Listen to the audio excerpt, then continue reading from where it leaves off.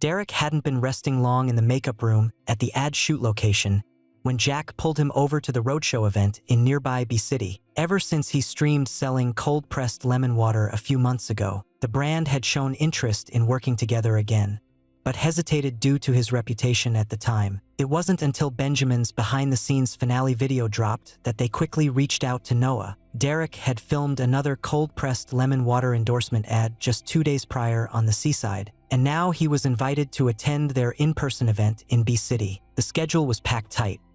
Derek had barely arrived at the venue before staff rushed him backstage for preparations. He managed to catch a few minutes of sleep in the car, but whether it was due to the stuffy air inside, his complexion looked worse than it had during yesterday's shoot. The makeup artist, concerned, couldn't help asking about his condition. Derek waved her off repeatedly, insisting he was fine, before she added a bit more lip color to his pale lips. His breath came heavy and hot, his mind feeling as if it had been muddled into a shapeless mass. After changing into his outfit, Jack handed him the event schedule. He glanced at it briefly and realized he'd have to repeat the exact lines from his previous live stream. So embarrassed that he felt like his toes were digging a whole house out of the floor. It was still before the event began, yet quite a few fans had already gathered, snapping photos and taking selfies with the promotional stands. As Derek stepped onto the stage, he accidentally tripped on a step, stumbled slightly, but luckily Jack caught him just in time, preventing any mishap from becoming public. But the fan closest to him noticed something off and called out, "Xiao Bao, are you feeling unwell?" The voice was so familiar. Derek had heard it many times before, and he immediately recognized the person as one of the former fan group admins. He forced a smile despite his discomfort and said, "I'm fine. I've tripped on flat ground more than once." The audience burst into laughter. Derek found himself chuckling a little too. Never thought he'd ever be this dedicated. If it weren't for the huge penalty clause hanging over him, he really would have walked away from the whole thing. On stage, he took the microphone from the host and greeted the audience as planned, suppressing his embarrassment to get into the promotional part. He felt like a donkey grinding grain, plodding forward without rest, yet unsure what exactly he was doing or why. His throat felt scraped raw by hot sandpaper. Every breath brought dull pain. Still, he forced a smile and waved at the fans. When he was signing his name, he finally caught sight of the admin's Weibo ID. Chow Chow needs one more, and a zillion more drinks. So as he put pen to paper, he unconsciously doodled a cup of bubble tea on the signature for them. The lines were so abstract, though, that Chow Chow stared at it for a good while before figuring out what it was. "But your face is so red. Really, are you okay?" Chow Chow asked. Derek shook his head gently and said in a soft tone, "I'm fine. Thanks for coming to see me." Maybe it was the burning sensation in his throat and head that had blurred his senses. He spoke with a softly drawn-out lilt, almost like an unconscious way of being affectionate. Hearing it made Chow Chow's ears turn slightly red. Then he continued, "That day with William's trending topic. Since you didn't respond for so long, we were all really worried." Derek had heard the general idea from Jack and knew William had already clarified things. He didn't go into detail, just said, "I was working on Benjamin's character song a few days ago, which really wore William out, so I invited him to dinner that night as an apology. Don't read too much into it. Me and him, we're just the most innocent co-workers possible." He took the next fan's autograph board, muttering quietly, "Besides, I'm not even into that kind of guy." Chow Chow held his camera tightly, following Derek closely. The way he spoke, soft and drawn out, made his heart melt. Without thinking, he blurted out, "Then what kind of guy do you like?" He even mimicked the tone perfectly. Derek paused, his mind completely blank. His hand froze for a brief moment mid-signature. The fan in front of him couldn't help but tease, "Is it really that hard to think about?" After a moment of hesitation, he tilted his head slightly and finally managed to say, "Yeah.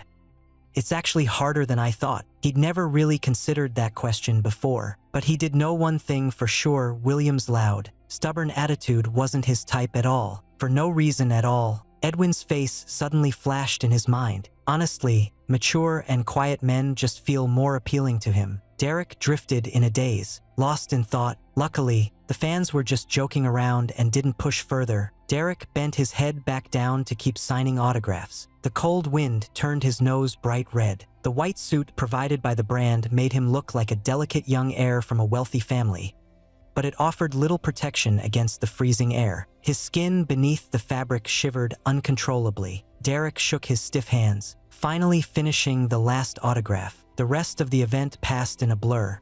He barely remembered anything, just pushing through on sheer willpower. As soon as Jack got him into the car after the event, he collapsed straight onto the seat, completely drained. Jack glanced at Derek from behind the wheel, noticing his coat hood pulled all the way over his head. He could only hear faint, muffled breathing. Worried, he asked, "Derek, should we stop by a hospital first?" Derek muttered quietly, "No, I just want to go home. I just want to sleep, but it'll still take hours to get back to a city. I can sleep more if I go home now. I've got a meeting tomorrow afternoon.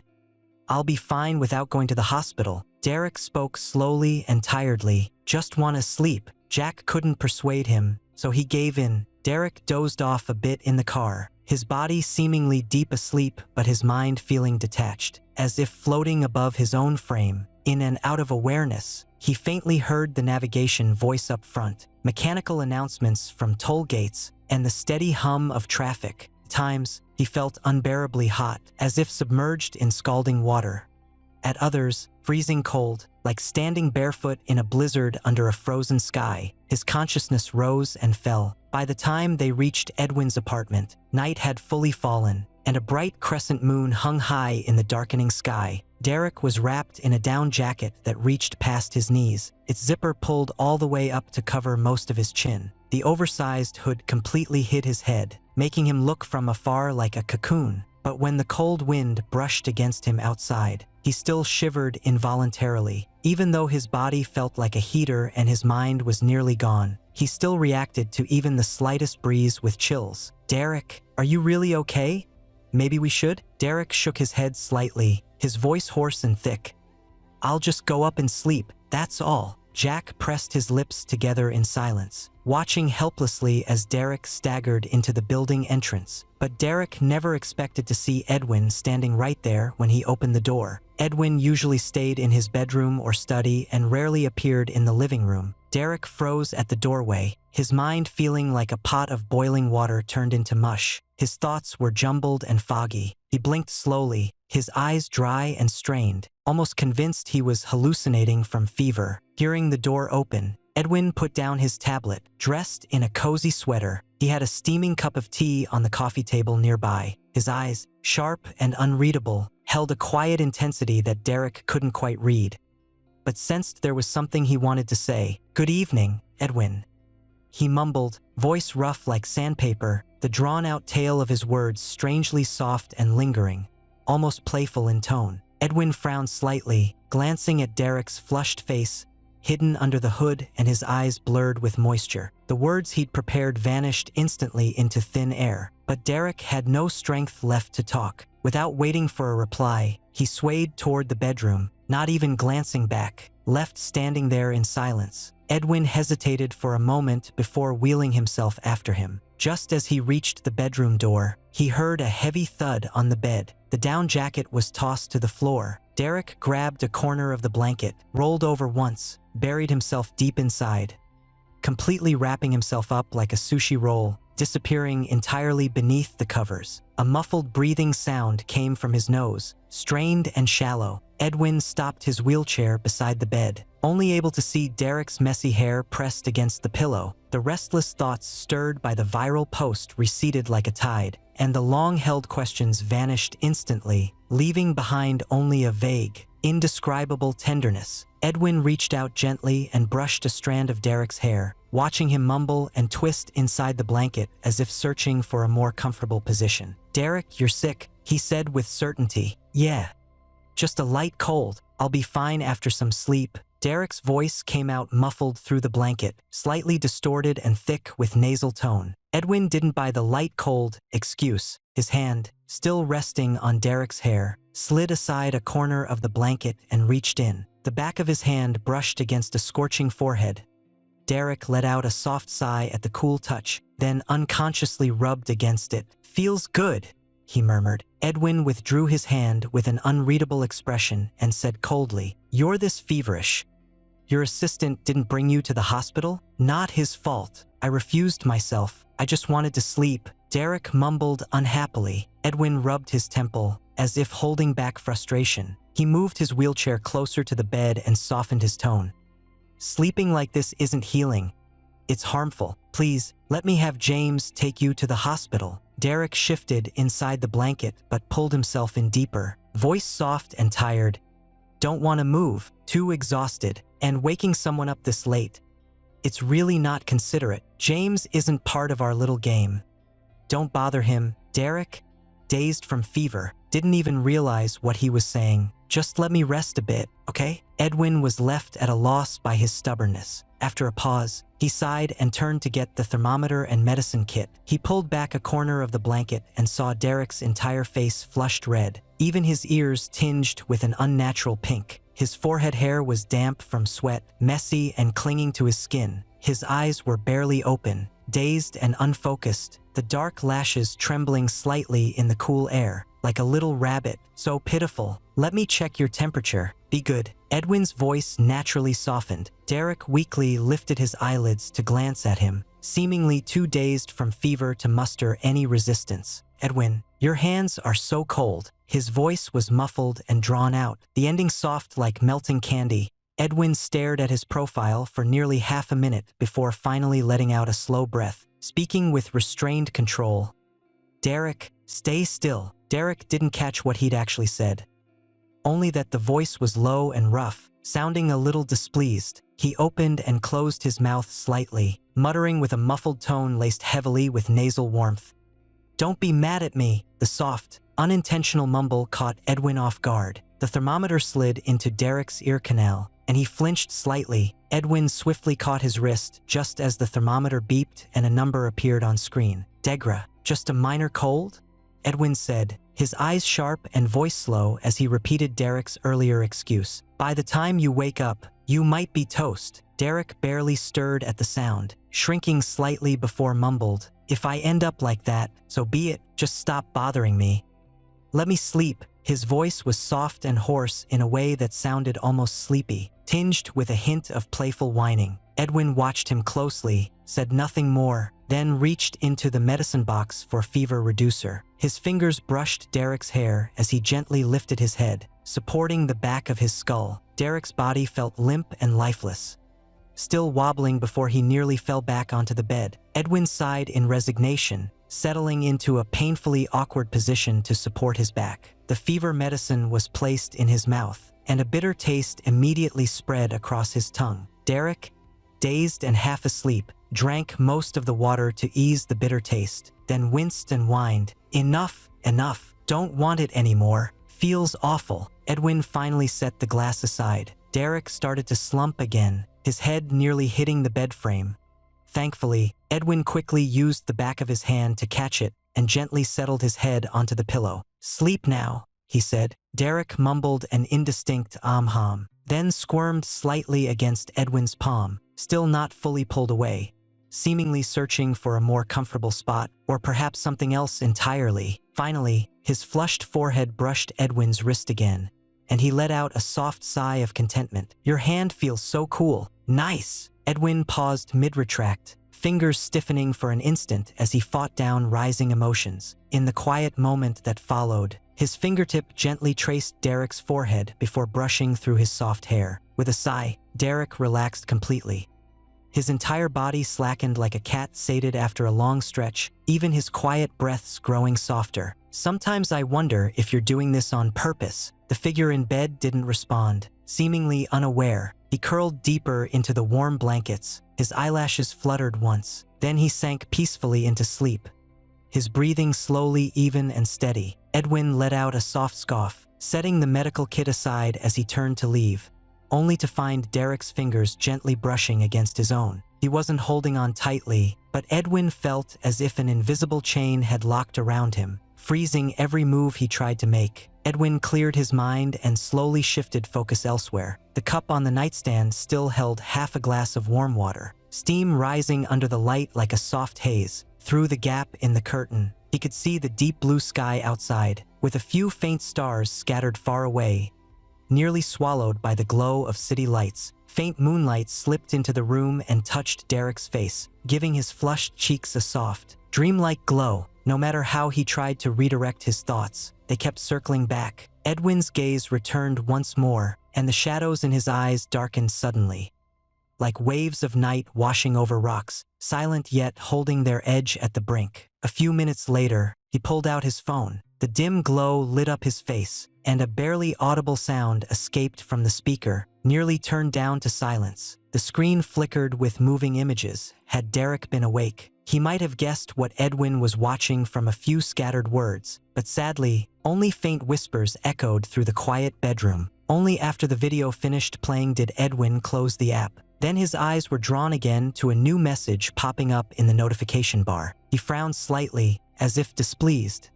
His fingers tapped into the conversation thread, and frustration was plainly visible on his face. Edwin had very few social apps. Even Weibo was only signed up for over a month ago. The account name was just random characters, and he'd followed only one person, probably because he'd been browsing so much. The platform's algorithm started suggesting related content based on his past activity. For instance, posts from Derek's fan community and a few top followers' updates. He had originally considered asking James to look into what was going on, but just as he reached for his phone, he remembered Derek's earlier complaint. In the end, he didn't make the call. Instead, he typed a message: check Derek's schedule tomorrow and reach out to Infinite Entertainment about replacing his agent.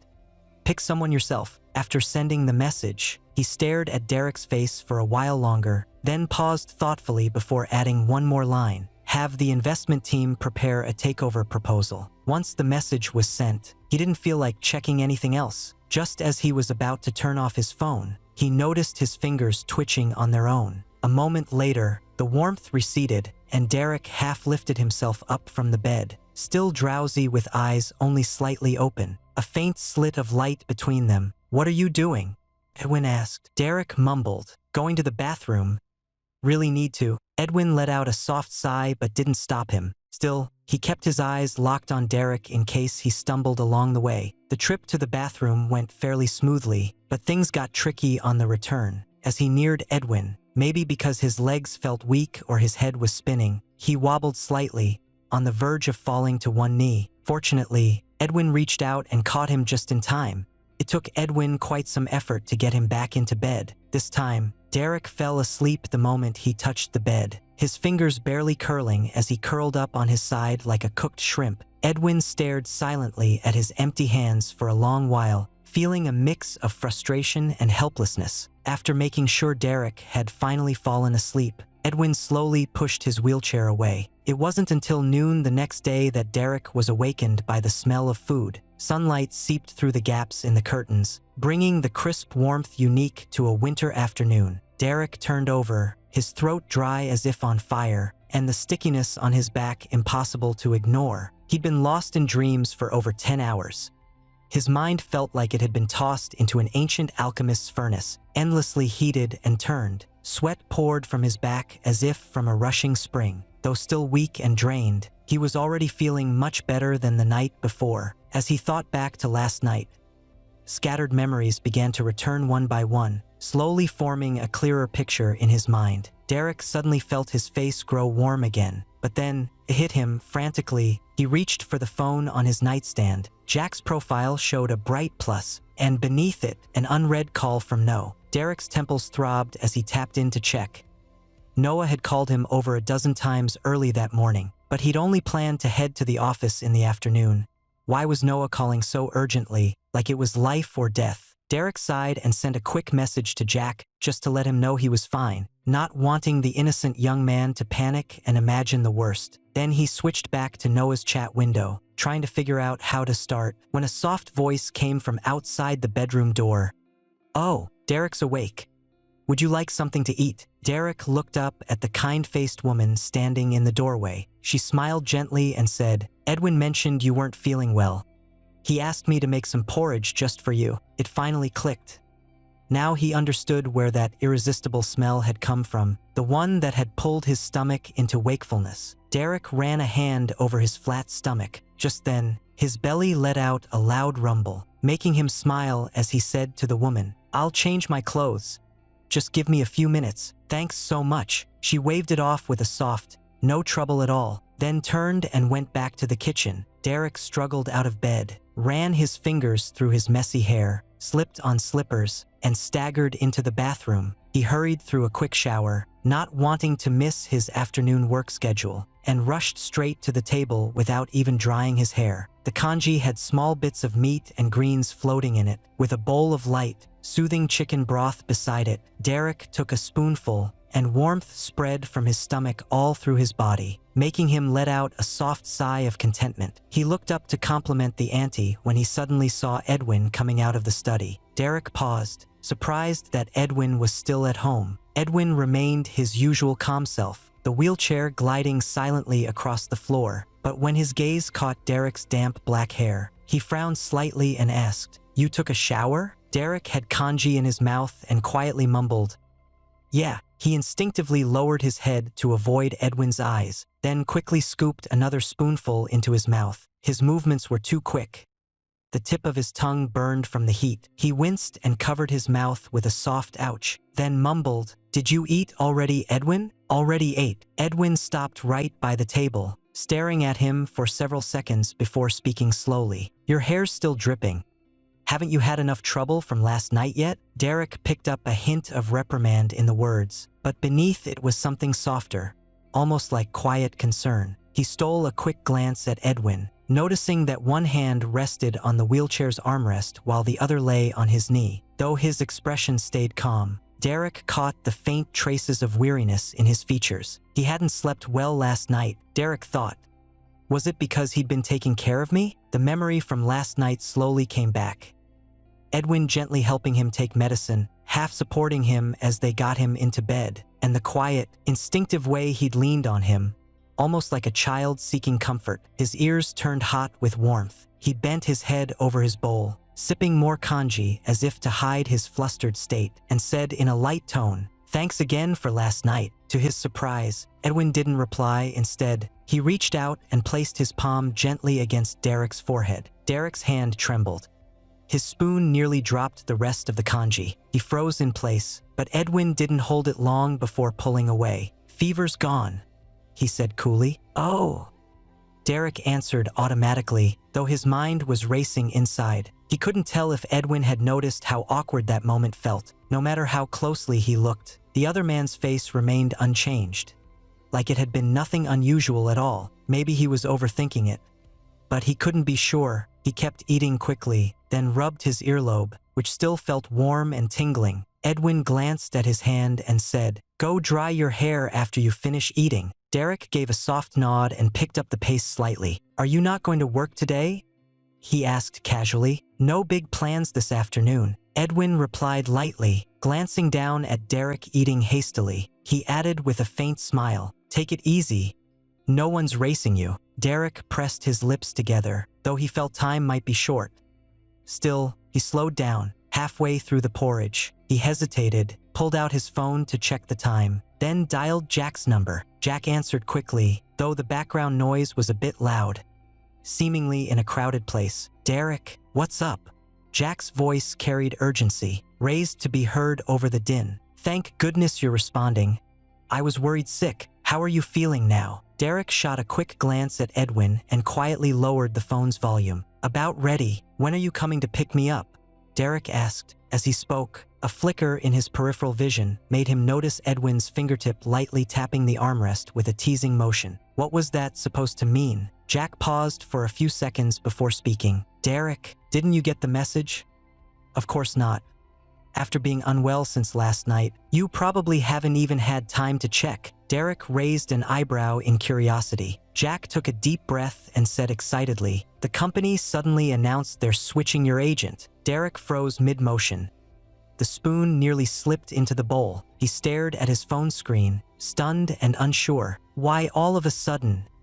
He hesitated, recalling Noah's call that morning. He lowered his voice further and covered part of the phone with his hand. Did Noah finally get caught doing something wrong? Or did heaven finally take notice? A flurry of noise came from Jack's end, like someone sorting through equipment or documents. Then came his fragmented voice. Honestly, I don't know the full reason. Maybe because your illness made headlines last night and fans started making a fuss. Not sure exactly, but don't worry. The new agent is an incredibly capable woman with great looks. Rumor has it she's managed several top stars before. She'll definitely be more reliable than Noah. I just sent her your WeChat a moment ago, Jack said. She probably hasn't reached out yet, knowing you've been sick. Right now I'm helping her with the handover. She mentioned you should stay home and rest for a few days. No need to come in this afternoon. Derek felt so touched he was almost on the verge of tears. A man who spent his life doing good deeds deserves this bit of luck. What about Noah?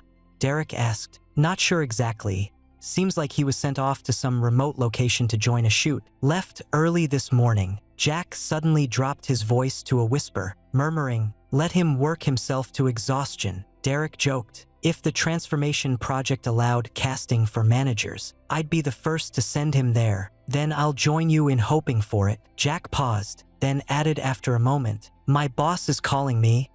I'd better go." Derek, take care of yourself and rest up. We'll handle everything else. Gotta run now. Derek thanked him, hung up the phone, then happily stared at the nearly empty bowl of porridge, feeling his appetite boost noticeably. He could easily finish 3 more bowls. He lifted the bowl to his mouth and quickly emptied it, then grinned at Edwin. "I don't have to go in this afternoon." Edwin couldn't help but laugh, but Derek didn't pay attention to his reaction. He put the bowl down and headed straight for bed, only to hear Edwin's cool voice from outside before he even touched the blanket. "You should go blow your hair dry." Derek pouted slightly, then obediently turned toward the bathroom. The hairdryer hummed softly, warm air gently flowing through Derek's strands, slowly drying away the dampness. Edwin's wheelchair was parked just outside the bedroom door, and faintly between the fan-like sounds came a few lazy, drawn-out tones. "I'm not going to work tomorrow. I'll be as lazy as I want." His Sichuan accent was spot on, though the rhythm wavered and his breathing was uneven. Yet somehow it felt oddly comforting. Edwin silently slid his wheelchair a little further into the room, peering through the slightly open door to see Derek in front of the mirror, one hand gripping the hairdryer while casually adjusting his half-dry hair with the other. His hair-drying technique was rough and unskilled. The dryer swung aimlessly in his hands, and he didn't even notice that part of the back of his head had gotten slightly curled from the uneven airflow. Derek kept humming softly, a relaxed, carefree smile spreading across his face without restraint. Was he really that happy? Edwin thought, giving a faint shrug of his lips before turning to head back to his room. Just then, Derek, having finished messing with his hair, spotted him in the mirror and quickly set down the hairdryer before rushing out. Leaning lazily against the doorway, head tilted sideways to rest on the frame, Derek smiled warmly at Edwin and said, "I was planning to take a nap, but this breeze has actually cleared my head a lot. Is there a VR setup in your study? Mind if I borrow it for a bit?" The VR gear in the study had been discovered long ago. Though Derek had always wondered how someone like Edwin could be into something so playful, he'd kept his curiosity under wraps and never asked. He carried the headset and controllers to the living room sofa, spent a few moments studying them, then quickly put on the device and adjusted the view. Derek had tried VR before at a professor's office during college, but the image quality here was far superior. The material touching his skin felt soft and smooth, with no discomfort whatsoever. "This thing is pretty advanced. Looks like a custom model," Derek commented, then couldn't help but ask, "Edwin, what made you get this?" "For watching movies," Edwin replied flatly, "because I can afford it." Derek? A pretty straightforward answer, muttering in a slightly broken Cantonese, "Money really is good. Money lets you do whatever you want." He then started fiddling with the controller. The screen quickly switched to the VR main menu, probably because its owner didn't have much interest in entertainment beyond a few highly rated films. The game selection on the menu was pretty underwhelming. Derek casually launched one of the system's pre-installed single-player roller coaster games. Within half a minute, he was overwhelmed by the blur of fast-moving rocks and trees. His vision struggled to keep up as dizziness crept in. After just a few sharp turns, Derek felt like his brain was being thoroughly mixed around. Edwin's wheelchair came to a silent stop beside the sofa. His eyes lingered openly on Derek's face. The other man remained fully absorbed in the game, completely unaware of the attention. His fingers gripped the controller tightly, his body leaning forward. He let out quiet gasps every time a sudden intense scene startled him. Edwin watched as Derek's expression shifted from calm to excitement, his breathing growing faster under the game's intense visual effects, a faint flush spreading across the skin of his neck. Edwin's lips twitched upward almost imperceptibly as he glanced at Derek's bold yet unguarded profile. A few fine beads of sweat glistened on his forehead, catching the afternoon sunlight. His previously tight lips finally relaxed, releasing a series of soft, breathy sounds. After failing to clear the cliff drop for the 5th time and plummeting straight down, Derek finally took off his headset, slumping onto the sofa with a sigh, his head spinning from dizziness. His breathing was uneven, and the excitement on his face faded into a slightly annoyed expression. Finished playing? Derek hadn't expected Edwin to still be there. He jumped at the sound of his voice, nearly dropping the controller. He turned his head slightly, a faint blush creeping up his ears as he glanced at Edwin and said, "I'm getting dizzy from VR. Let me take a break before trying again." Edwin spoke calmly. "There aren't many games built into the system. You can download some others." Derek tossed the headset onto his lap, letting out a soft huff and grumbling playfully. Edwin spent so much on such high-end gear just to use it for work and movies. Doesn't that feel like a bit of a waste? Upon hearing this, Edwin casually maneuvered his wheelchair toward the coffee table, then pulled out a small data storage device from a drawer beside it and plugged it into the headset's port. Derek stared straight at him, his expression clearly showing slight disappointment. Edwin likely guessed what he was thinking and explained, "It came with the package." Derek gave a soft, "Oh," but his eyes lit up instantly. After putting the headset back on, the screen powered up and sure enough, several new options appeared on the interface. But Derek's gaze lingered on the horror game he'd downloaded earlier but had never dared to play, along with the 2-player mode option. After thinking for a few seconds, he asked hesitantly, "Edwin, won't you give it a try? VR gaming really feels immersive." Edwin said, "I don't play games." Derek thought to himself, "I know that characters in those Green River novels never have childhoods, whether they're the protagonist or the villain. But that didn't stop him from wanting someone to join him. I'm scared playing alone." Derek admitted honestly, "I'd really appreciate your company. I just saw another set of equipment on the bookshelf." Edwin narrowed his eyes slightly, pretending to be surprised. "You want me to join you?" "Yeah." Derek nodded eagerly. "Besides, you don't have anything urgent this afternoon, do you? It's a rare chance to take it easy. Why not relax together? Playing alone just doesn't feel the same." After pausing briefly, Edwin finally said, "All right." Then he slowly rolled into the study and brought out the remaining VR set. Derek cheered, and as soon as he saw Edwin set up the new device, he quickly sent a connection request. The game takes place in a ruined laboratory during a post-apocalyptic world, where 2 amnesiac players must search through leftover items for clues to escape. Every so often, an alarm sounds. 5 seconds later, the lab loses power and the screen is completely filled with blood-red light. Former experimental failures begin appearing one after another. After downloading the game, Derek had been seriously unsettled by the eerie atmosphere as soon as he entered. It took just a few cautious steps before he was caught off guard by an alarm and knocked out by something unseen. As long as he closed his eyes quickly enough, none of the frightening things could catch him. Now, he quietly moved a little closer to Edwin, with half his bottom hanging off the edge of the sofa. "Derek, should I start?" Both of them found themselves in the abandoned lab scene. Faint, earthy yellow light spilled over cracked and rusted equipment. Strange noises echoed from the ventilation ducts now and then, sounding like a baby's cry or someone's desperate scream. Derek cautiously guided his character forward a step.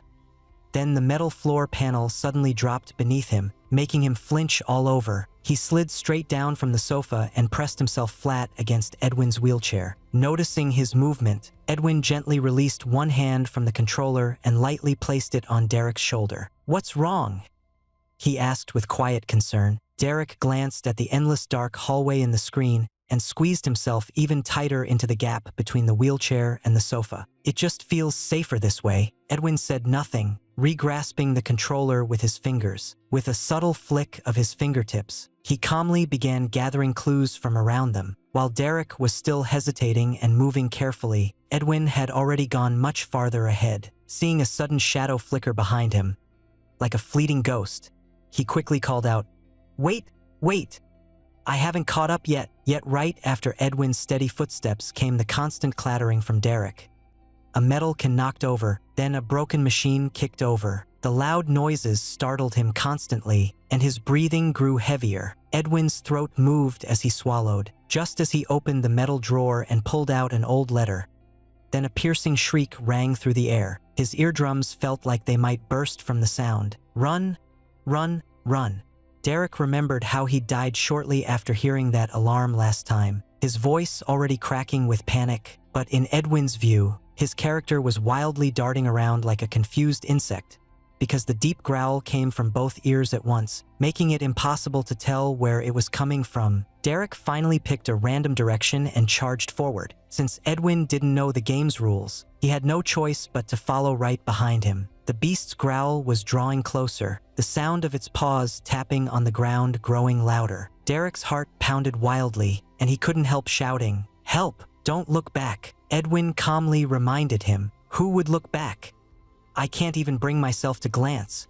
Derek shouted. He rushed blindly into a small room that seemed relatively safe. On screen, his character knocked over a table and stumbled weakly against the metal cabinet. He let out a long breath, then decided to hide inside the cabinet for safety, shutting the door tightly behind him. But just then, the steel door, supposed to be locked, suddenly let out a sharp, grating noise. It burst open with a loud bang, and Derek froze in shock. In an instant, his vision was filled with red, accompanied by a chilling sound of tearing. Before he could react, a pair of glowing red eyes appeared through the crack in the cabinet door. "What is that?" Derek nearly dropped his controller in fear. Edwin said calmly, "I got taken. It's a group of mutated hyenas. Like zombies." The words "game over" appeared on screen. Derek took a shaky breath, still shaken. "I really hope you don't go dead serious about something this scary." Once his heartbeat began to calm down, the game restarted. The two reappeared in the familiar scene. With what they'd learned from their first try, collecting clues now went much faster. Derek even found a brand new fire axe inside a fire safety cabinet. He happily slung it over his back and joked, "This thing better not poke my head open while I'm running." The moment he spoke, the alarm sounded again. But since this time their path was completely different, they couldn't find the hiding spot from before and had to quickly look for another shelter. After some effort, Derek finally found a metal cabinet and reached for it. Just as he heard the hyenas hissing behind him, he turned to open the door, only to realize it was solid all along. His vision went red again as the sounds of approaching steps grew urgent. Instinctively, Derek shut his eyes and screamed, "Edwin! Edwin! Help me!" The alarm still wailed sharply in his ears, but Derek's fingers flew across the controller. When the sound finally faded away, he slumped forward like a deflated balloon, his upper body hanging over the wheelchair. He grumbled under his breath, "Even if you're not going to help me, at least respond." Edwin paused for a few seconds and then said, "Just open your eyes and look." Derek cautiously opened one eye. The screen returned to the earlier calm yellow tone. His collected fire axe lay nearby, splattered with blood. 3 gray-red hyenas were sprawled in a pool of blood, their heads clearly crushed like burst balloons. It was obvious who had done it. Derek let out a sigh of relief, slumping sideways and landing with a soft thud against Edwin's leg. "I'm pretty awesome, huh?" he whispered. Edwin lowered his gaze. The eyes hidden behind the headgear held an unreadable glint. "Still want to keep playing?" His voice came out dry and strained. "Maybe take a short break. Should be able to save the game," Derek said, feeling his body go limp. He didn't realize what he'd been using as a pillow until it was too late. He fumbled for the wheelchair's armrest and used it to pull himself upright, though his elbow still brushed against Edwin's leg when he stood up. Derek heard a shift in Edwin's breathing. Something changed, and suddenly felt uneasy. Carefully, he removed the headset, trying to look up, only to meet Edwin's eyes straight on. The light from outside didn't reach his face, Those eyes were deep and endless. Edwin glanced over his messy, damp hair and the flushed cheeks caused by strong emotion, then said slowly, "There's something I should tell you." Derek froze, too stunned to react. Just as if Edwin's gaze had seen straight through him. "What?" he asked without thinking. "My legs aren't without feeling," he said, eyes downcast, one hand unconsciously rubbing against his knee. The soft rustling of fabric against skin made a quiet sound. Derek paused for a moment, his mind still catching up. After a few seconds, he finally snapped back to awareness, his expression turning uncertain. But suddenly he remembered everything he'd done. Huddling by the wheelchair, leaning on Edwin's leg, and accidentally brushing against him when standing up. Actually, ever since that dreamwalking incident, Derek had vaguely suspected something about Edwin's legs. But it wasn't his business. He'd never been the type to meddle, and lately he'd been buried under work so heavily that he barely had time for anything else. He was just scared and needed something solid to hold on to. Wherever it felt safe, he went. He didn't mean any offense at all. Derek cautiously glanced at Edwin's expression, relieved to see he remained calm, almost as if he'd just been offering a gentle reminder rather than being upset. "I know," Derek said. "You stood up before." Edwin didn't respond right away, just quietly looked down at him. Derek couldn't guess what he was thinking, but the quiet moment made him feel a little awkward. But then he realized his reply might have come off poorly, like he knew Edwin could sense touch and still chose to press against him on purpose. Derek's heart sank as he recalled the previous owner's past mistakes, quickly adding, "I didn't mean," but Edwin spoke at the same time. "I can't stand up when I'm fully awake." "Ah." Derek froze. Edwin spoke slowly. "My legs have always had sensation. Every muscle, every nerve feels outside contact." But he paused, his gaze growing deeper. "They won't move unless you're there." Hearing that, Derek stared down at Edwin's legs in silence. Most people who can't walk often have visibly thin limbs from lack of use, but Edwin's didn't seem any different.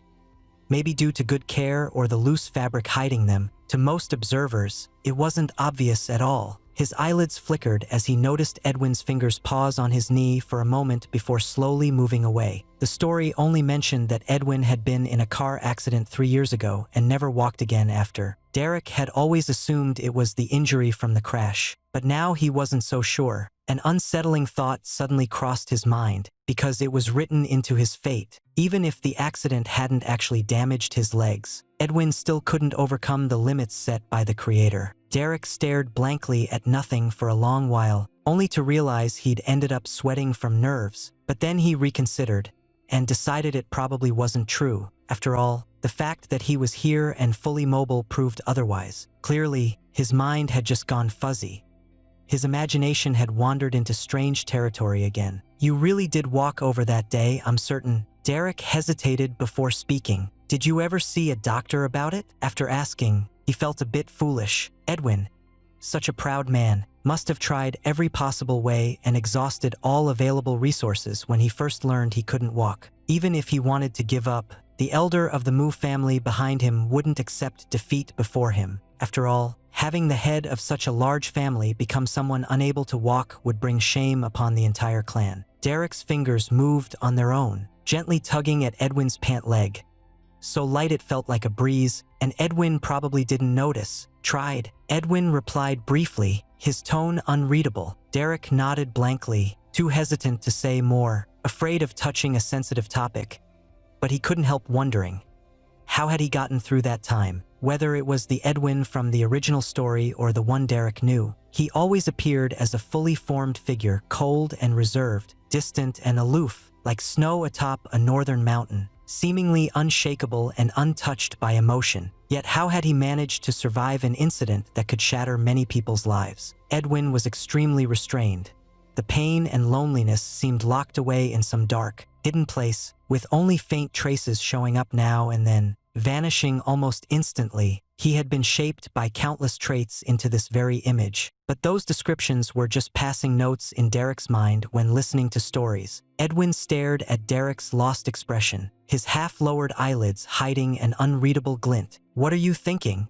Edwin asked in a neutral tone. Derek snapped back to attention, instinctively rubbing his cheek, wondering if he'd shown anything unpleasant. "Nothing," He lied, whether Edwin saw through his thoughts or not. He said, "I didn't mean what you're thinking." Huh? Derek looked up, confused, but Edwin didn't elaborate further. He just stared steadily at him, then after a few seconds, with a faint, ambiguous smile, changed the subject. "You were going to save your game, right?" Derek was fed up with Edwin's habit of leaving half-truths. Frustrated by not getting answers, yet powerless to do anything about it, Derek angrily grabbed the controller and saved his game progress, then shot Edwin a sharp glare as he stood up, careful not to let him notice. But while heading to get water, he couldn't help but keep wondering what Edwin really meant by those words. He thought maybe Edwin was trying to make himself look pitiful. But Derek insisted he hadn't seen it that way at all. He was just truly sad that something beautiful had come undone. As a reader, he could casually observe every character's fate in the story.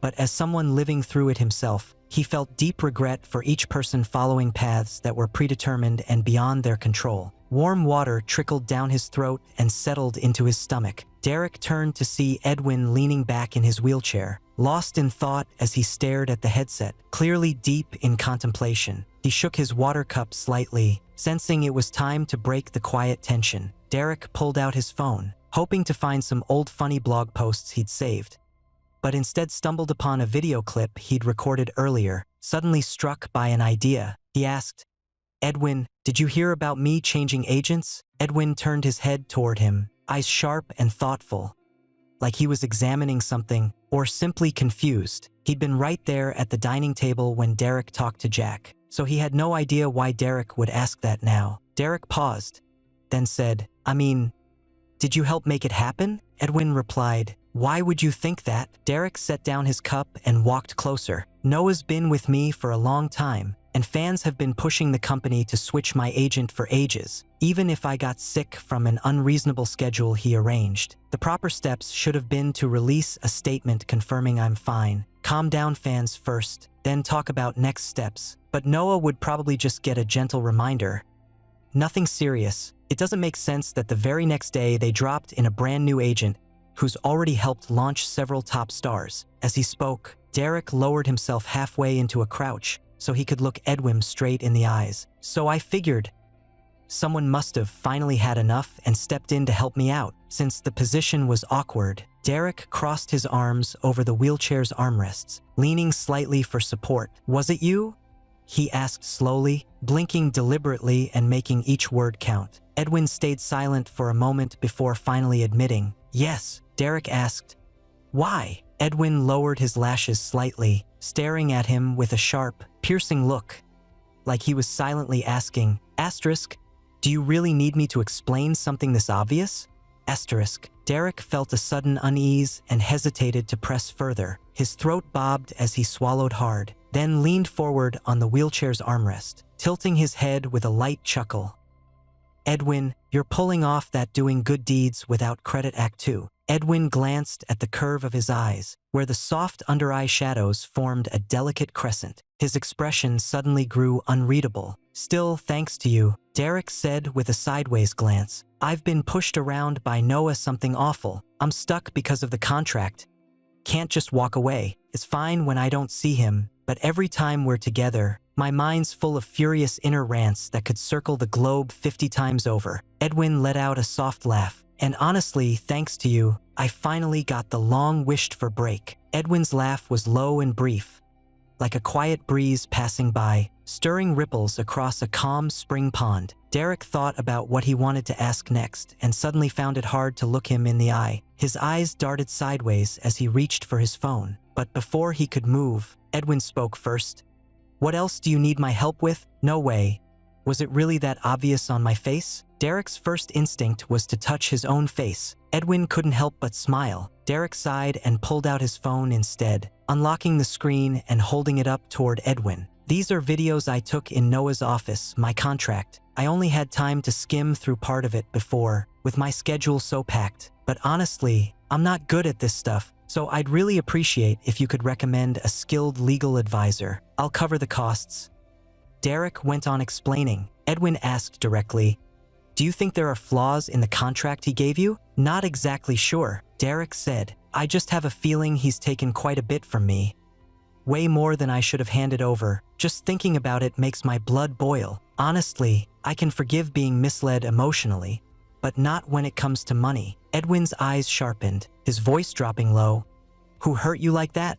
Is this really the important part? Derek leaned back lazily against the armrest, propped his head up with a hand, parted his lips, then paused, at a loss for how to make excuses. That silence in Edwin's eyes read like guilt, or perhaps just too many past hurts, leaving him unsure where to begin. The truth was indeed as such. Just a joke, Derek finally said with a light tone after a pause. But honestly, I've been fooled many times before, like waiting 2 months for a pre-order figure that didn't match the picture, spending half a year on a custom paint job that turned out hideous, and getting lured into theaters by fake hype videos, only to find the story and acting were a complete mess. Well, it made me feel like I'd become some kind of expert at spotting bad films. And then there's, what else? Derek blinked slowly, then said with a quiet tone, photos showing a lavish feast, but the delivered meal was just frozen convenience food. Edwin replied coolly, I wasn't asking about that. Then there's no other answer, Derek said lightly, trying to end the conversation right there. Edwin lowered his eyelids and quietly looked at him. His pupils were deep in color. When there was little light, they always seemed like a still, quiet pool of water, dark and striking, often making anyone who accidentally met his gaze feel a fleeting unease. So you're counting all these small things as being misled in feelings? Derek tilted his head slightly and asked back, can't I? Isn't life full of countless emotional experiences already? Edwin pressed his lips together and let out a soft hum, saying nothing, but Derek was already starting to feel the strain in his legs, still not getting the answer he wanted. So he finally spoke up again.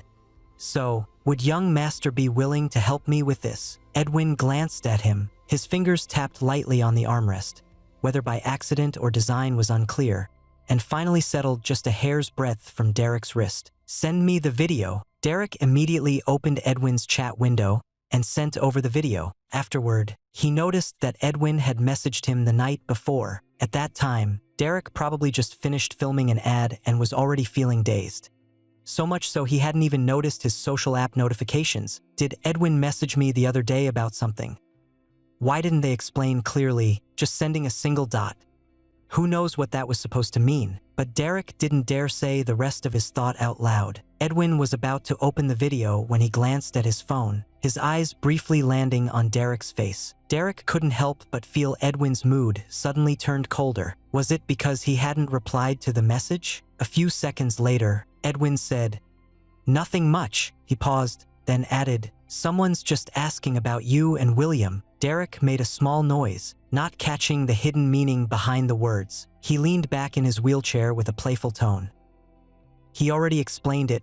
He was stuck recording in his studio all morning, and I made him and his staff go through quite a bit. I felt so bad that I had to treat him to dinner. Edwin gave a quiet Derek tapped his fingers lightly on the wheelchair armrest, almost soothingly, then said with a grin, we're like enemies meeting by chance.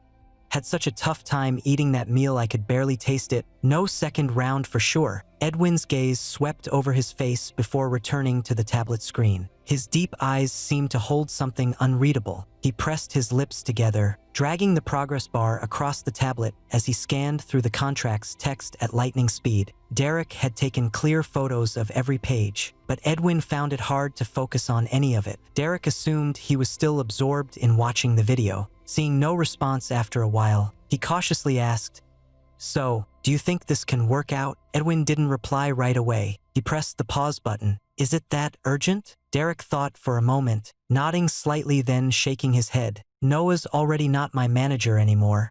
He can't bother me now, but just thinking about my hard-earned money ending up in his hands, it really grinds on me. Edwin paused thoughtfully, then slowly nodded. I'll have someone take care of it. You just wait for updates. After hearing that, Derek let out a relieved breath and quickly said, thanks so much, Edwin.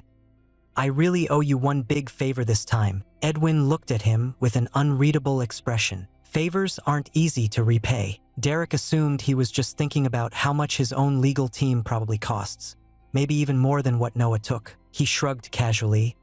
still better than losing money that way. After all, I'd rather give it to charity than let him keep it. But before he could finish speaking, Edwin set the tablet down and stared straight at him. His tone suddenly carried a teasing edge. So, how do you plan to repay me? Derek was caught off guard by the comment, never expecting Edwin to suddenly bring that up. He paused, unsure how to respond, and just rubbed his fingers together nervously before jokingly saying, "If you help me get my salary back, I'll treat you to a meal." Edwin asked, "Same treatment as William?" Derek suddenly realized he had dug a hole and buried himself. His expression shifted awkwardly, and he rubbed the back of his cheek in an attempt to recover. "Of course not. A proper dinner for you would be nothing like eating with William. It's more like feeding a stray dog." He thought to himself, that was William's own words. "You didn't hear me saying anything bad about him behind his back." Edwin watched him struggle with the explanation and gave a barely noticeable twitch of his lips, as if somewhat pleased by the response. "I don't need you to treat me to dinner," he said calmly. "Well?" Derek hesitated, about to ask what Edwin wanted in return, when a sudden movement from Edwin lifting his tablet cut him off. "Other matters can wait," Edwin said with a light tone. "Are you sure you want to waste your vacation on this? Let me know when you've made up your mind," Derek said, picking up the headset from the couch and waving it at him. "Shall we continue?" Edwin forwarded the video to James, clearly explained the request, then picked up the controller and headset from the floor. The game's designer was probably some genius with a taste for fear. Every possible scare element seemed to be piled on. The visuals and sounds were intense, but the puzzle-solving and exploration parts were underwhelming. Derek had been startled at first, letting out loud reactions, but after several rounds, he grew used to the same old tricks, especially after climbing 3 levels without finding any meaningful clues. Derek finally gave up and slumped onto the sofa. "I'm done with this. Let's switch to another game." They switched to a 2-player shooting battle game, but surprisingly, even the AI proved too strong. Within 10 minutes, both were defeated in quick succession. The way their characters fell together on screen looked oddly comical, almost like a dramatic embrace. The blood that spilled was an eerie shade of green, but Derek didn't dare say a word about it. Eventually, Edwin ended the game session first. He didn't say it out loud. Edwin had always been good at hiding his feelings, and Derek only realized it from the subtle frown and the unconscious rubbing of his temple. He didn't say it out loud. Edwin had always been good at hiding his feelings, and Derek only realized it from the subtle frown and the unconscious rubbing of his temple. No one to play with made the game feel less fun. Derek ended up turning on the TV and settled into the sofa, watching every high-rated movie in Edwin's collection. His vacation felt long and relaxing. He woke up naturally each morning, with a meal ready from the housekeeper. Afternoons were spent either soaking up sun in his room or watching movies in the living room, sometimes taking a walk downstairs. The newly opened tea house next door became his favorite spot. A pot of tea could easily fill an entire afternoon. Floor-to-ceiling windows let in the warm winter sunlight, and Derek lazily leaned back on his lounge chair, every bone in his body pleasantly relaxed and tingling. Of course, Infinite Entertainment quickly announced he'd been assigned a new agent. His new manager was Julian. Just hearing the name helped calm most fans down. Derek also casually posted a photo of himself sipping tea and soaking up sun at the tea house, letting everyone know he was fully recovered and asking fans not to worry. But the comments on this post seemed to have taken a strange turn. They weren't insults. They felt more like a big emotional outpouring from fans acting like doting mothers. After flipping through a few pages, Derek felt like he barely recognized the word baby anymore. Among all the praise and care, one comment stood out in a strange way. "Did you feel good making someone lose their job? Isn't everyone working hard just like you? The world doesn't revolve around you. Doesn't anyone get sick? Are you really that delicate?" The commenter's profile picture was a cute cartoon-style drawing. When Derek checked her page, there wasn't much else.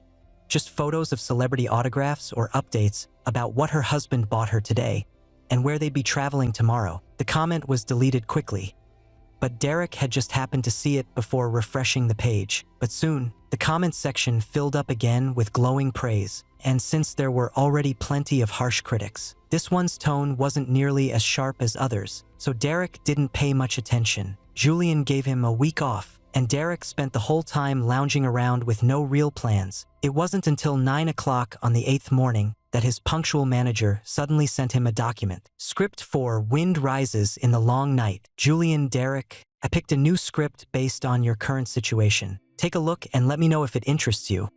We'll talk in person later today. Derek's spirits, which had just started to lift, sank again. Wind Rises Through the Long Night was Mason's project.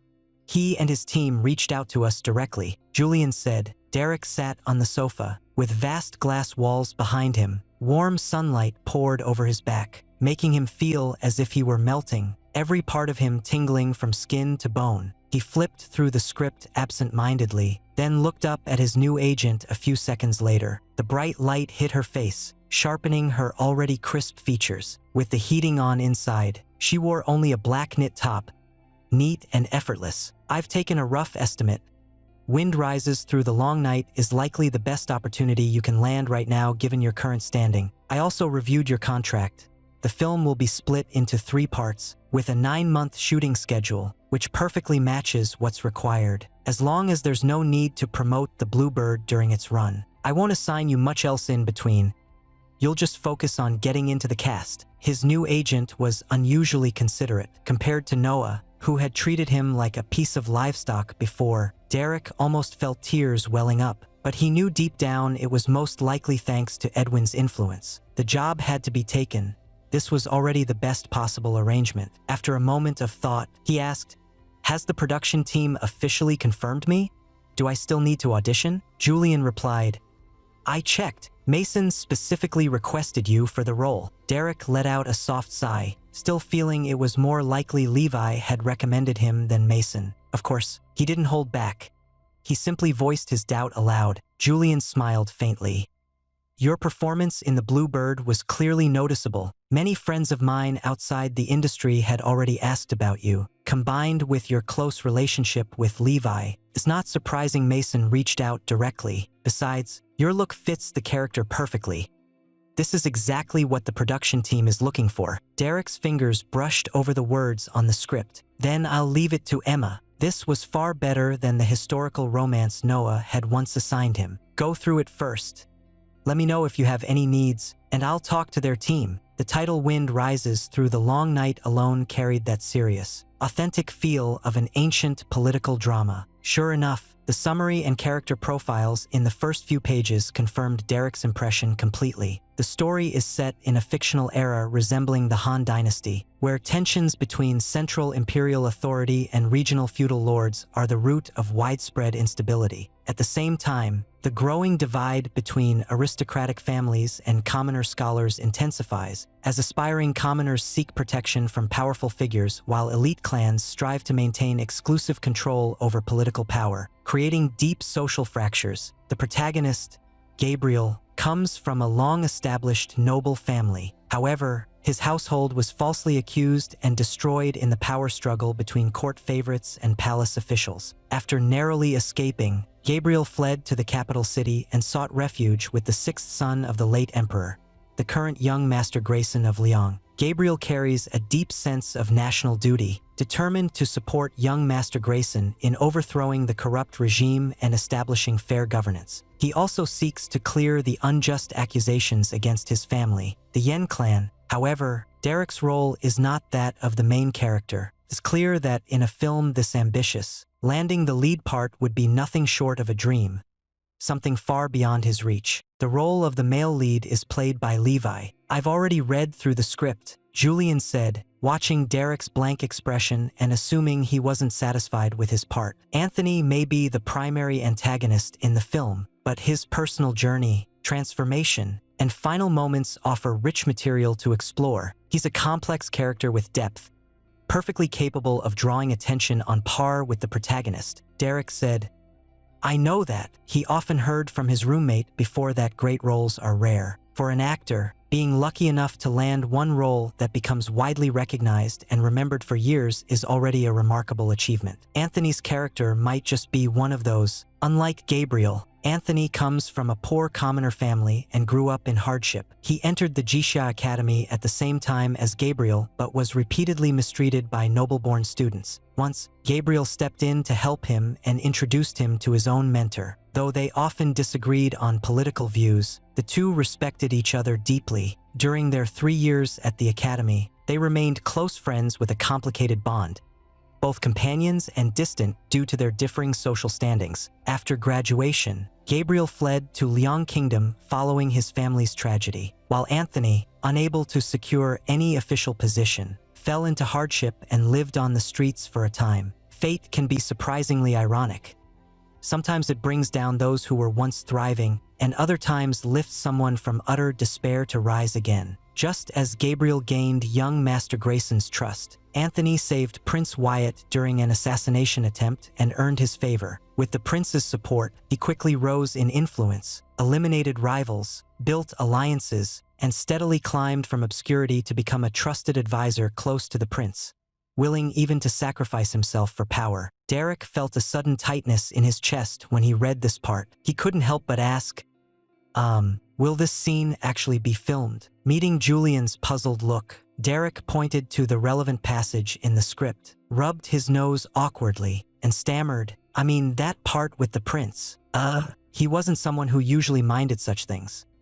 He just hadn't expected to encounter such an unusual storyline in his very first film role, and it caught him off guard. I've already checked on this, Julian explained. While Anthony and Grayson aren't just simple lord and subject, the film is still a historical political drama at heart. Any such moments will be handled subtly, just shadowy silhouettes or empty shots to suggest it. You won't actually have to perform them. Derek let out a deep breath of relief. That's really great, he said. Emma, you know how special my relationship with Edwin is.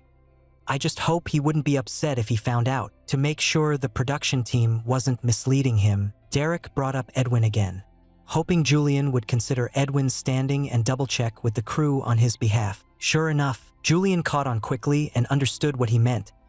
I'll have them include that in the contract. Derek nodded in satisfaction and went back to reading the script. The Wind Rises Through the Long Night will be released in 3 parts, with Anthony's role running throughout all of them. The first part takes place during the time of the Jisha Academy, ending at the moment their destinies split. The second focuses on Gabriel gradually rising in influence within Liang State's territory, while Anthony advises the Crown Prince to weaken the power of regional lords and set a grand strategy across the land. Since they share the same training background, each knows the other's tactics inside out, exchanging moves like master strategists, creating intense tension. In the third part, the Emperor passes away and the Crown Prince ascends the throne. Anthony gains immense power, but regional lords rise in rebellion. The new ruler is forced to flee, and Prince Liang takes control of the Weiyang Palace. Clearing the name of the Yen family, Gabriel returns with the fallen Anthony, now a prisoner,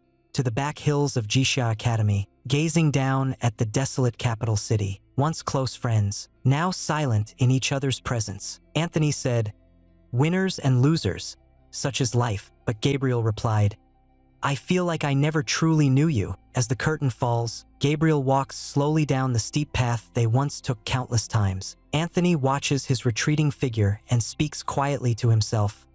"Gabriel, I don't believe in your ideals, but if someday the world becomes clear again, I'd like to see it." He then took a fatal drink. His father gave him the name Anthony, hoping he'd be as upright as clear wind and bright moon, as strong as jade carved by hand. But too much expectation became a burden.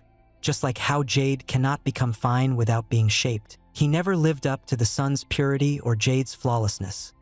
He acted with cruelty, flattered those above while mistreating those below, and failed to live as a true nobleman. In the end, he died alone in remote wilderness, leaving behind only an empty skeleton and a name stained with ill repute. By this point, Derek had grown completely attached to the character, playing a role he loved and experiencing a life far beyond his own. This was perhaps the only comfort in an otherwise dull routine. Derek and Julian finalized some specific details, asking her to first discuss things with Mason. Given Noah's past experience, he specifically asked that the contract be sent to him for review before finalizing. Mason's team proved unusually efficient. They sent over a complete draft by evening, and set up a fitting appointment right away. Though the setting is fictional, most of the film's design draws from Han Dynasty history costumes, makeup, and sets all follow that aesthetic. Additionally, Mason's team required every actor to complete etiquette training before joining production. Since the year-end season was approaching, the production team wouldn't officially start filming for another month or so. Julian had originally planned to get him a simple business collaboration during this time, but after seeing Noah's past schedule filled with back-to-back commitments, he ultimately decided against it. You really do need some business deals or fashion shoots right now to keep your public presence strong. But without solid work behind you, all these efforts won't help. On the contrary, they might even harm your brand value, Julian explained with sincerity. Derek didn't understand a word, staring at her with a blank look, then nodding rapidly like a little chick pecking the ground. For him, as long as he didn't have to go to work, that was already a good thing. Coincidentally, on the very day Derek headed to the studio for his makeup trial, the once silent official blog of Asterisk, the Bluebird Asterisk production team, finally made an appearance and posted a teaser. Shortly after Derek wrapped up his part, Austin and Charlotte also finished filming their main story arcs. Unfortunately, at the time, Derek was caught in Noah's exhausting workload and had barely enough energy to notice even the team's full cast farewell special. Who would have thought it would be this fast? Already a full official teaser online. The pace was so quick, Derek felt embarrassed just watching it. As soon as the teaser dropped, the number of pre-launch reservations on the platform skyrocketed past 10 million. Among all the buzz, the most discussed character wasn't either of the two leads, but the one Derek played, Benjamin. Derek stared at the comment for 2 seconds, then muttered with a faint smile, "I wish I could too." Still, he resisted clicking to see what came next, not wanting to accidentally get caught up and waste time. Though Derek usually stayed calm about his online critics, it was better to avoid such comments altogether, just in case they threw him off balance. So he naturally didn't notice the cry for help from this so-called critic, pleading with every production team not to give him a chance. He replayed the trailer once more, and had to admit that the production quality of Asterisk, the Bluebird Asterisk, was truly impressive. The visuals were rich and polished. The music carried strong emotion, especially at the end, when the shot blurred from Lucas in distress at Tianke Manor to Benjamin with tears in his eyes within the trial of despair, perfectly mirroring their fates. Among the top-rated comments, many were discussing his iconic line from the trailer, "Lucas, may you always be free of burdens, truly unshackled." The comments were filled with exclamations of "incredible," and many people had saved that clip to replay it over and over. Even in Derek's fan community, there were already compilations of every photo, video, and behind-the-scenes shot of Benjamin so far, with scattered lines of dialogue carefully collected and analyzed word by word. If he used to attract mostly fans drawn by his looks, now a whole wave of career-oriented supporters had joined in. So many that future path plans suddenly sprouted 5 or 6 threads at once. Derek hadn't even gotten to bask in the moment for long before he was startled by the dense web of film and business strategy analyses and suggestions on those plans, his confidence instantly replaced with shock. He casually slipped the phone into his pocket, made up his mind to stop worrying about online buzz, stood up, stretched his shoulders, and headed off to meet Julian for fitting arrangements. Just as he turned, the phone gave a quick vibration. Instinctively, he glanced down at the screen. It was a new message from Edwin. "James said you're doing fittings today." Derek automatically straightened up, even though no one could see him through the screen.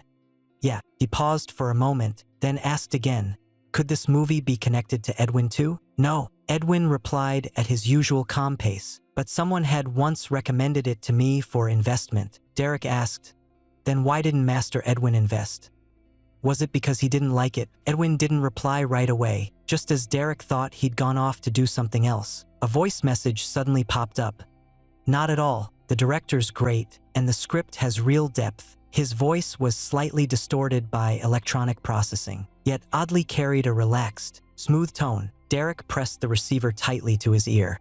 His intention was only to avoid disturbing others, but ended up feeling as if Edwin were whispering right beside him. Derek's fingertips twitched slightly, almost convinced Edwin was standing right next to him. He swallowed hard, and his ears grew hot, as if burning. The 3 seconds of silence on screen sent his thoughts racing until he finally heard the last line. "But I'm kind of regretting it now." He froze for half a second. A possible answer flickered in his mind, but he dared not dwell on it further. Derek quickly shook off the jumbled thoughts and sent a message, though not continuing Edwin's line of conversation. Instead, he teased, "Are you free today, Edwin? How come you've got time to text?" Edwin replied simply, "Tired, just killing time." Derek saw those words and couldn't help but laugh softly. His mood instantly lifted. Julian walked in, holding up his phone. "Let's go check out the costume and set design team first, and have them take your measurements ahead of time." Derek raised an eyebrow slightly, nodded in agreement, and quietly followed Julian out. The Wind Rises Through the Long Night is collaborating with one of the top costume and set design teams in the industry. The team leader is a renowned costume designer in China, having received nominations for multiple projects and even won an award for Best Costume Design. As Julian pushed open the studio door, Derek was instantly drawn to the beautifully arranged costumes and sets inside. In the center of the main hall, a long table displayed exquisite ancient-style formal robes, gold-threaded embroidery with silver edging, intricate patterns that clearly reflected Han Dynasty aesthetics. Nearby stood several tall mannequins showcasing unfinished battle armor, court robes, and casual garments. Further in, people were bent over under lamps, carefully hand-stitching decorative sashes. Over here, an assistant guided them to a dressing room on the side of the studio. Mason's team has very high standards. Every outfit for Derek is custom-tailored, made specifically for you, with details and styles adjusted according to your character's evolving identity and personality at different stages. Derek nodded, showing he understood. Inside the dressing room, rows of costumes stood neatly arranged, like a small fashion museum. The few outfits near the entrance clearly belonged to him. The fabric looked slightly more basic than the others, with color schemes extremely plain. Subtle patterns on the collar and cuffs only became visible under certain lighting. "Are these all Anthony's costumes?" Derek reached out gently to touch one, feeling its rough and heavy texture. "These are the clothes from Anthony's time at Jixia Academy," an assistant explained. His early look is intentionally simpler, matching his background. The fabric and patterns were designed to be minimal. By the second part, when he officially becomes a favored figure in court, the costumes will be more refined, but everyday wear and casual outfits will still mostly stick to white. Derek sighed. Just the costumes are this detailed. Imagine how much money it'll take to film the whole movie. Still, compared to other characters, Anthony's outfits were indeed overly simple. In the early stages, as someone from a humble background, he mostly wore plain rough linen or the dark green robes issued by the Academy. Later, even after receiving countless luxurious silks and brocades from the Crown Prince, he still wore only white. On the surface, he appeared pure and noble, spotless and untainted. But beneath it all, he wore the cleanest clothes while doing the dirtiest deeds in the entire kingdom. According to the character profile, one line even stated that Anthony found a strange satisfaction in seeing blood splatter onto his clothes. The warm red of others' blood constantly reminded him he was still alive and could keep climbing higher. Derek imagined the scene for a moment and thought it actually had a certain intensity to it. Just as he was thinking, an assistant arrived with a tray of accessories. On it were all the items worn by Anthony in the first part: a copper hairpin, several jade ornaments cracked from age, and a simple sash. The sash featured a stitched design of pine trees and cranes, a motif that contrasted sharply with Anthony's true nature, just like his white robes. "You can try on this early Academy outfit first. We'll need to adjust the fit," the assistant said politely. Derek took the clothes and stepped into the dressing room, carefully putting them on before stepping out again. The robe hung down to his feet, a sash gently tied at his waist. Delicate patterns adorned the cuffs and hem, making him appear slender yet upright. Julian glanced up at him, gave a satisfied nod, and immediately pulled out his phone to snap several photos, planning to share them with the team for promotional material. The staff member looked truly impressed. Derek's build and presence are perfect for this outfit. Just a small adjustment to the shoulder width and sleeve length should do. Derek let out a soft chuckle and replied, "Right? I felt like I suddenly gained some real sophistication as soon as I put it on." Next, he tried on the casual outfit Anthony often wore later. The fabric was much lighter than the previous one, yet carried a more refined quality. Layers of sheer fabric clung closely to his frame, shifting like waves with every movement. Derek stood in front of the mirror, looking like a celestial being untouched by the world. But in an instant, his eyes flickered upward, and his expression shifted. Where once there was serenity, now stood a powerful figure who could sway fortunes and command influence, a shadowy strategist with hidden depths, and also a flatterer who bends to the will of their master. Julian nearby noticed the change right away, murmuring in quiet amazement, his finger still lingering on the camera button without pause. Julian had worked with many performers before, but never one who could shift into character so completely, no hesitation, no transition at all. And despite not having formal acting training, he seemed to be a natural talent, though she had taken him on at someone else's request. Julian somehow felt Derek would become a turning point in her career. The measurements were nearly complete, and Derek was then led to try makeup. His hair was long, so this time, just like during the Bird of Azure shoot, real strands were used for the fringe with extensions added at the ends. His hair was loosely tied back and secured with a copper hairpin, revealing a smooth forehead and sharp,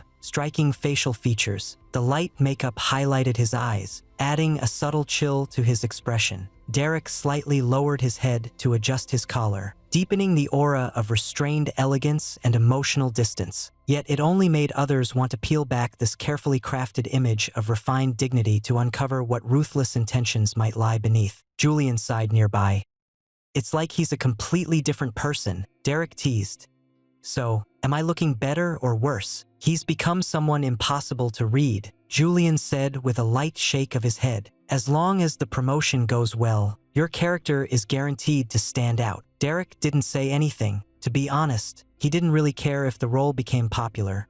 What mattered most was whether the payment would actually arrive. After the fitting session, a staff member handed over a document outlining the clothing maintenance and regular adjustment procedures. Derek flipped through it briefly, confirmed everything was in order, then passed it to Julian. "Emma, do you think we're about ready to wrap up?" Derek stretched his neck. "All this has left me feeling drained." Julian nodded. "About right. By the way, I usually don't get involved in artists' social media accounts. My only request is not to say anything reckless and to regularly support team promotions to keep fan engagement and visibility alive. I've been going through the materials Jack took for you earlier. Since the Bluebird teaser is dropping today, we might as well use this momentum and release them all at once. It'll also help clear up that rumor about you stepping away from the industry." Derek? Huh.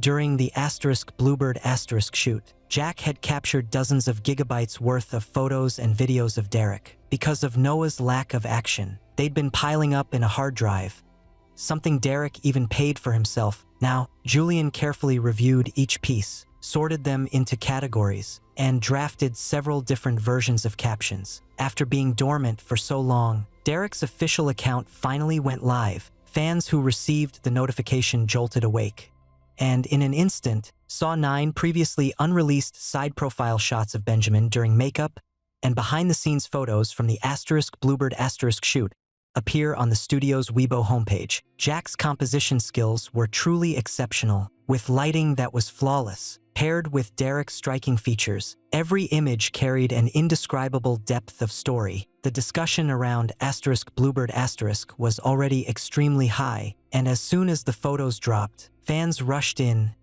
Comments exploded. Some were gushing over Derek's looks. Others began creative remixes, while many said they'd treat Jack to extra chicken legs. Just as fans were still celebrating the studio's sudden return from silence, another batch of 5 or 6 new posts dropped in quick succession. Some featured Derek's daily moments on set. Others included behind-the-scenes clips. The videos weren't as polished as the photos. The camera was close to Derek, sunlight streaming through a tarp and casting a soft glow across his face. Dressed in simple green attire, there was a subtle air of relaxed ease in his expression. Derek lowered his eyes and recited Benjamin's lines from the script one word at a time. Clear pronunciation, precise diction, breathy tones that carried an undeniable charm, especially as the dialogue shifted from gentle to restrained, then gradually to despair. His nuanced emotional performance left fans scrambling to screenshot and analyze every frame, because so much content was released at once. Fans in the comments spent a while wondering if the studio had scheduled the posts incorrectly. Eventually, they jokingly called it a diarrhea-style update, and both new and longtime followers were thrilled. Just like it was the most exciting holiday of the year. Riding this wave of momentum, the Bluebird teaser's popularity surged even further. Fans from outside the fandom and longtime critics alike started showing up in the super topic. After much anticipation, the Bluebird officially premiered in mid-January. On the premiere day, 4 episodes aired back-to-back, followed by 2 new episodes released daily. The show's promotion had been intense for weeks, and fans of the lead actors began preparing early in the morning. By 8 o'clock that evening, a wave of excitement swept across social media platforms. The first episode unfolds from Lucas's perspective. A long, straight street comes into view, with 2 or 3 children walking through narrow alleys, holding candied haws and paper windmills. The youngest child, no more than 8 or 9 years old, had just skillfully dodged an elderly vegetable vendor before colliding directly with the person whose viewpoint we follow. The candied haws fell to the ground. He looked up in annoyance, only to see a cold face and eyes that seemed distant and unnerving. "Why you? Who are you?" The camera lingers on Lucas's solemn expression. Slowly, he lowers his head and stares blankly at the child sitting on the ground, asking in a flat tone, "Excuse me, where can I find the most famous osmanthus cake around here?" The child stared silently, then slowly raised a hand and pointed toward a distant direction. Lucas gave a slight nod, his coat flaring like a breeze passing by. The child caught a faint glimpse. Beneath the wide sleeve, something dark and slender seemed to be hidden, perhaps a short blade. And so, the first act of the Bluebird set in Yingxin City began. Derek and Austin entered the ward just as Grandma and the nurse had finished watching the first episode. The nurse looked at his face and said in surprise, it suddenly clicked. "I've been wondering why the actor in the opening song seems so familiar. You're Austin's colleague, aren't you?" Austin glanced briefly at Derek, who didn't seem at all embarrassed by being caught in his earlier lie. He gave a gentle smile and said, "Yes, I'm Austin's colleague. I happened to have some free time this morning, so I came over with him to check on Grandma." Derek had been preparing for the filming of Wind Rises through the night lately. Every morning he was pulled from bed by Jack and taken to Mason's studio for script readings and etiquette training. Last night, when the Bluebird premiered, he was so exhausted that he didn't even glance at his phone before collapsing into bed. It felt like going back to high school days, but when Derek was in school, the campus had just adopted the Hongshui model morning drills with a sudden sprint, strict lunch breaks, and full-day military-style routines. Honestly speaking, things are much more relaxed now. The nurse glanced at Grandma lying in bed, then at the two of them, and said, "You two chat.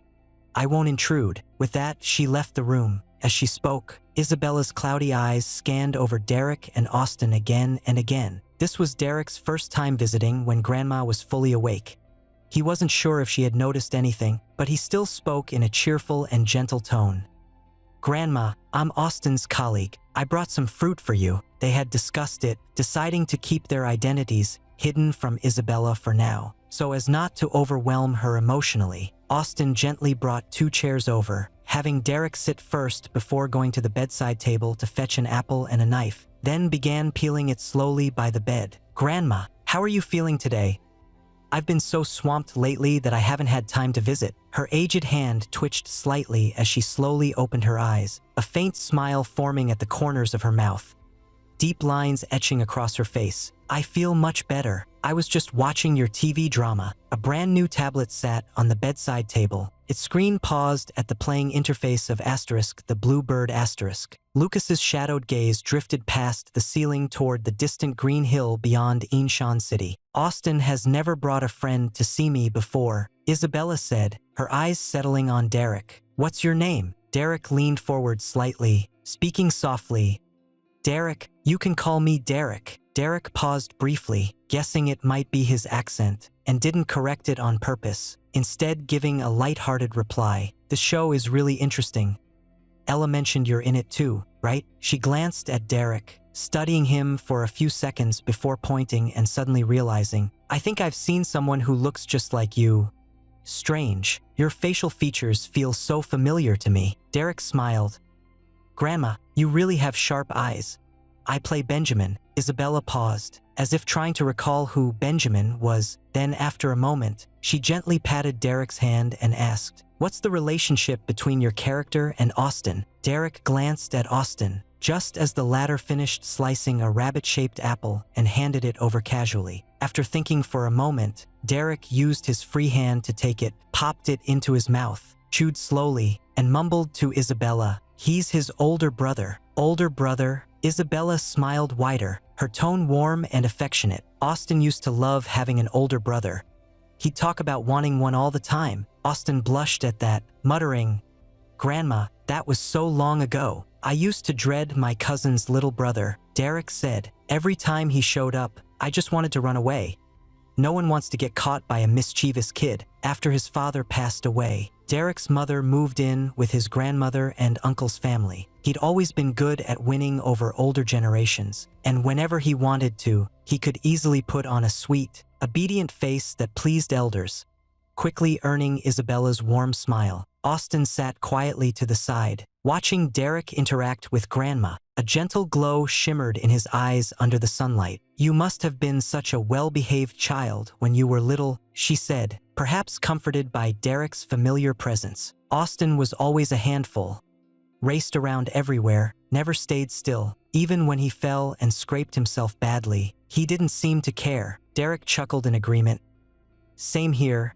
I wasn't spared either. I'd fall off trees all the time. Once, Mom was playing mahjong at home when she heard a shout outside, thinking it must be another kid's accident. But just minutes later, there I was, pants torn with 2 big holes and my forehead scraped raw. Rushing in, she scolded me first, then grabbed me and rushed to the clinic." Thinking of his late mother, Derek instinctively felt a lump in his throat, but quickly pushed it down. Isabella seemed to sense his emotion. Her expression softened as she whispered, "Austin was the same. I always worried about him. Afraid something might happen." She reached up with a trembling hand and gently patted Austin's head. "Our Austin has worked so hard over the years. Thank you for everything." Austin's eyes flickered slightly, his head dipped down. The knife in his hand paused. It seemed like memories long kept from others. The hardships and quiet struggles of those years had stirred something deep inside him, making his eyes glisten. Derek noticed the shift in his mood and gave Austin's shoulder a soft, reassuring pat. Then he turned back to Grandma. "Austin has worked so hard. Everyone knows it, which is why we all look out for him. Just focus on getting better. Don't worry about him." Hearing that, Isabella smiled gently. "Yes, Austin's grown up. He's much more responsible than he used to be. Still, young people like you should work hard, but don't push yourselves too far." Derek nodded with a smile. "You're absolutely right. I'll make sure to keep an eye on him for you." As for himself, he'd never allow even the smallest burden to weigh down his own heart. Austin stayed silent for a moment, then handed the peeled apple to Grandma and used a fork to gently feed her a piece. His voice was soft. "Grandma, please eat well and take care of your health. When it warms up, I'll take you out for a walk." Of course," Isabella replied with a smile, then glanced at Derek. "Derek should come visit often. Both of you together, I love having company." "Of course. I'll be bringing treats every time," Derek said cheerfully. They chatted about everyday things until Isabella looked tired and slowly closed her eyes to rest. Only then did the two quietly rise, moved the chairs aside, and stepped out into the hallway outside the room. "Grandma's doing well," Derek said softly as he leaned against the wall, his eyes scanning Austin's reddened eyes without missing a beat. "Want to go for a cigarette?" Austin shook his head. "I quit." "Good choice. Those things aren't good for your health and can easily be turned into trouble by people looking to stir drama." He knew that all too well. Austin nodded and then heard Derek continue.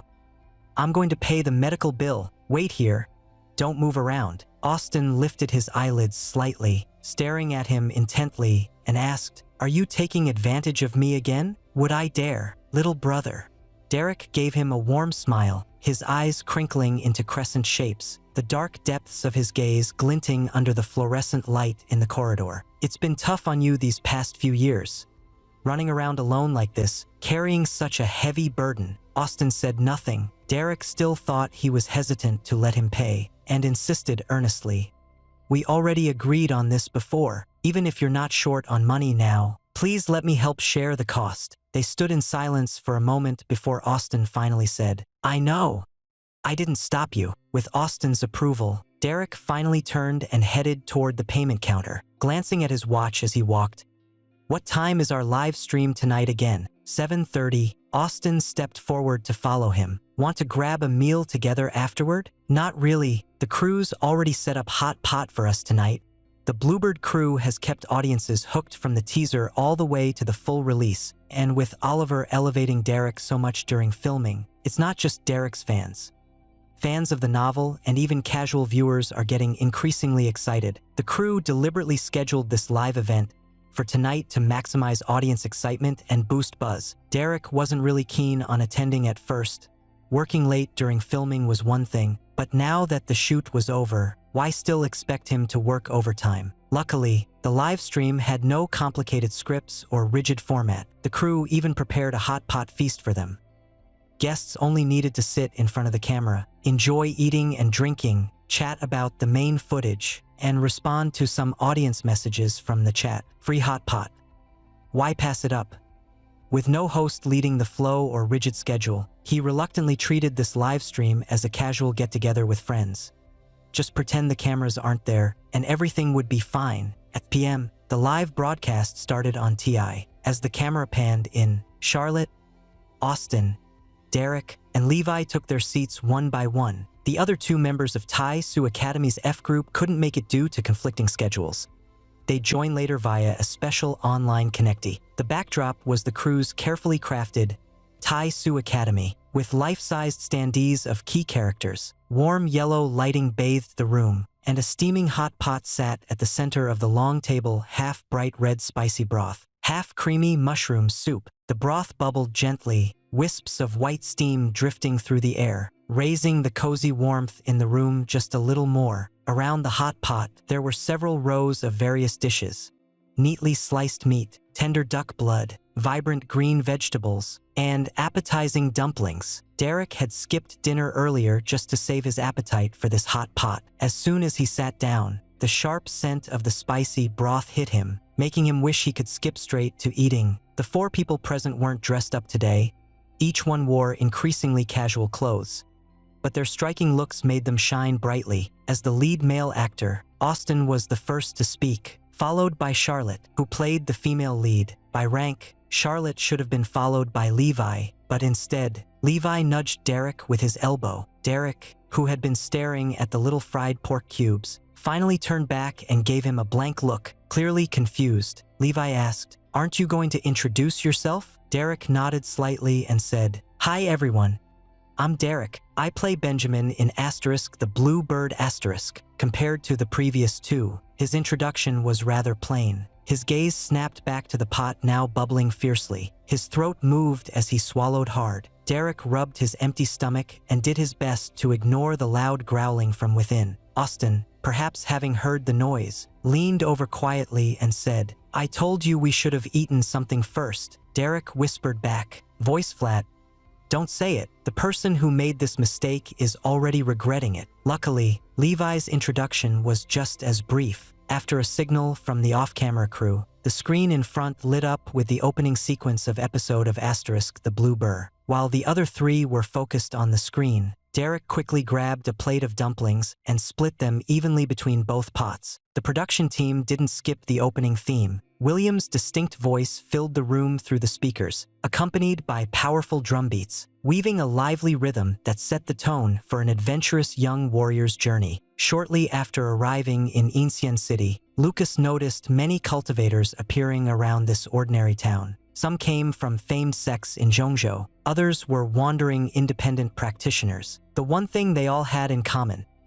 they'd each received a mysterious message from Ancient City just half a month ago. The letter claimed that the long-abandoned Xie Mansion, once in ruins, had transformed overnight. Repaired and restored with renewed vitality, it now attracted constant visitors, echoing with arguments among cultivators and bursts of spiritual energy clashing in the air. Whether it held a hidden treasure from its ancient past after a tragic downfall remained unknown. But this vague invitation instantly drew countless people to investigate. Lucas was no exception. He blended into the crowd and followed them to a manor that looked completely different from what he remembered. In his hand, his short blade pulsed with an urge for blood. Every fiber of him wanted to eliminate everyone disrupting peace among his loved ones. But none of them could have guessed they'd already stepped into a trap set in secret, even more unexpected. While one was chasing another, a third waited silently nearby. Lucas and the other cultivators had just stepped into Xie Mansion when a sudden dizziness washed over them, followed by a sense that time was flowing backward to 50 years ago. Fire blazed all around, making the scene more gripping with each passing moment. The live chat flew by rapidly, yet the lively atmosphere at the hot pot table remained undisturbed. The screen showed a moment when one of the cultivators recognized Lucas's identity as a dark sect practitioner. Derek swiftly reached into the pot and pulled out the first perfectly cooked tripe slice, which was still dripping with red broth flecked with chili bits and Sichuan peppercorns, then rolled it through a dish filled with sesame oil and vinegar before shoving it straight into his mouth without hesitation. His lips turned bright red from the spice, combined with the hazy gleam in his eyes, making his face look strikingly beautiful, almost breathtaking. The camera captured this moment perfectly, instantly triggering a flood of comments. Levi glanced at Derek briefly, then grabbed the drink from the corner of the table, popped the lid open, and passed it around to everyone before taking out a pack of tissues. He couldn't help but chuckle. "What's your problem with your own throat? You'll be lucky if you can speak tomorrow, and even luckier if no one gives you a hard time." Derek took a big gulp of the icy soda, thanked him, then mumbled through a full mouth, "It's fine. I'm used to it, probably nothing serious. Spicy hot pot.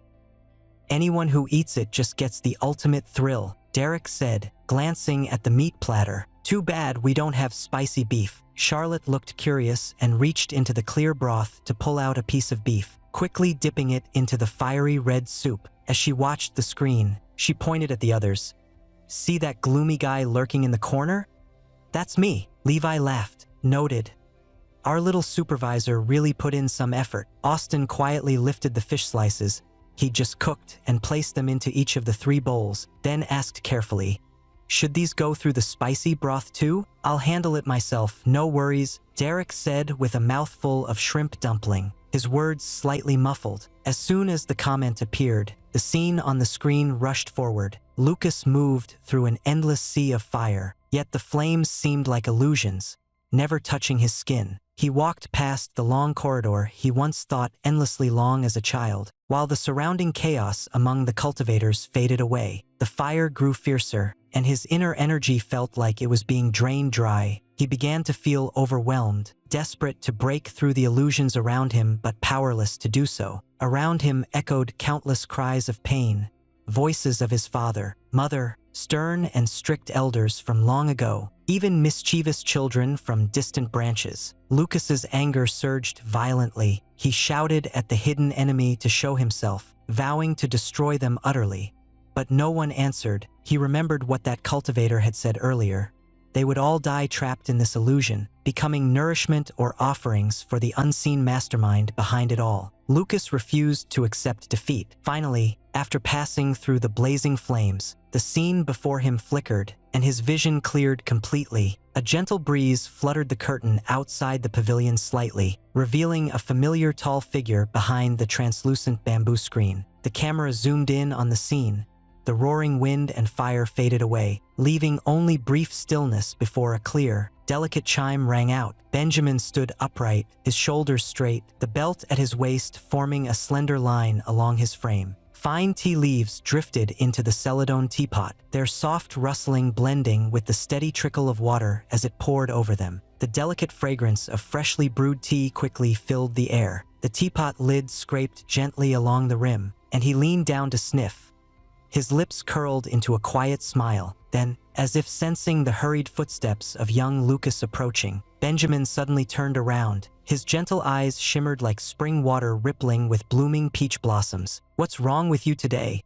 Who've you been dealing with lately?" He spoke slowly, his voice lifting slightly at the end, like a soft breeze brushing across skin. His gaze, warm and tender, seemed to reach right through the screen, piercing straight into everyone's heart. His pupils shone like polished obsidian, deep and vivid. The chat fell completely silent. Then came a sudden, shocking message. Derek, you're about to blow up.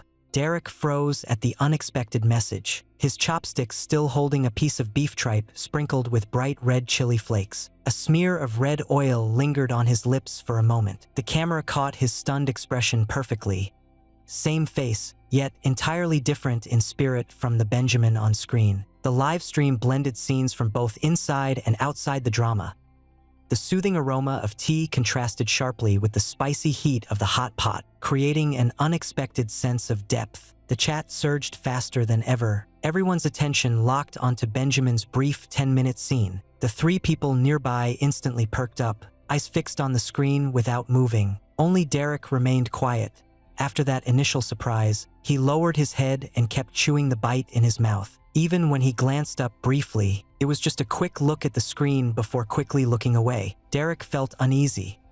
He'd never seen himself on screen like this before, not as an actor but as someone being watched. He used to be only a viewer, watching good shows when they came around, leaving quickly if something seemed off. But now, he was the one under scrutiny, and it was hard to adjust. Before long, Derek's attention was fully drawn into the scene on screen. He watched Benjamin calmly prepare tea and pour it with ease, speaking lines he had rehearsed countless times. His delivery and movements were smooth and effortless, as if he was born for this role, his presence perfectly aligning with the character's essence. Derek couldn't help but tug at the corner of his mouth, smugly thinking he might actually have a knack for acting after all. The camera panned across each face as Derek stirred the shrimp dumplings in the pot, a hint of emotion from watching still lingering in his eyes. He pressed down on the rising corner of his mouth, pretending to stay calm while taking a sip of soda, using the motion to discreetly glance at the live comments. "Stop talking, or you'll expose his secrets." Levi seemed to have seen the message and turned his gaze from the screen. He calmly picked up a freshly cooked piece of beef from the pot and placed it in Derek's bowl, then casually asked, "How do you feel about the final result?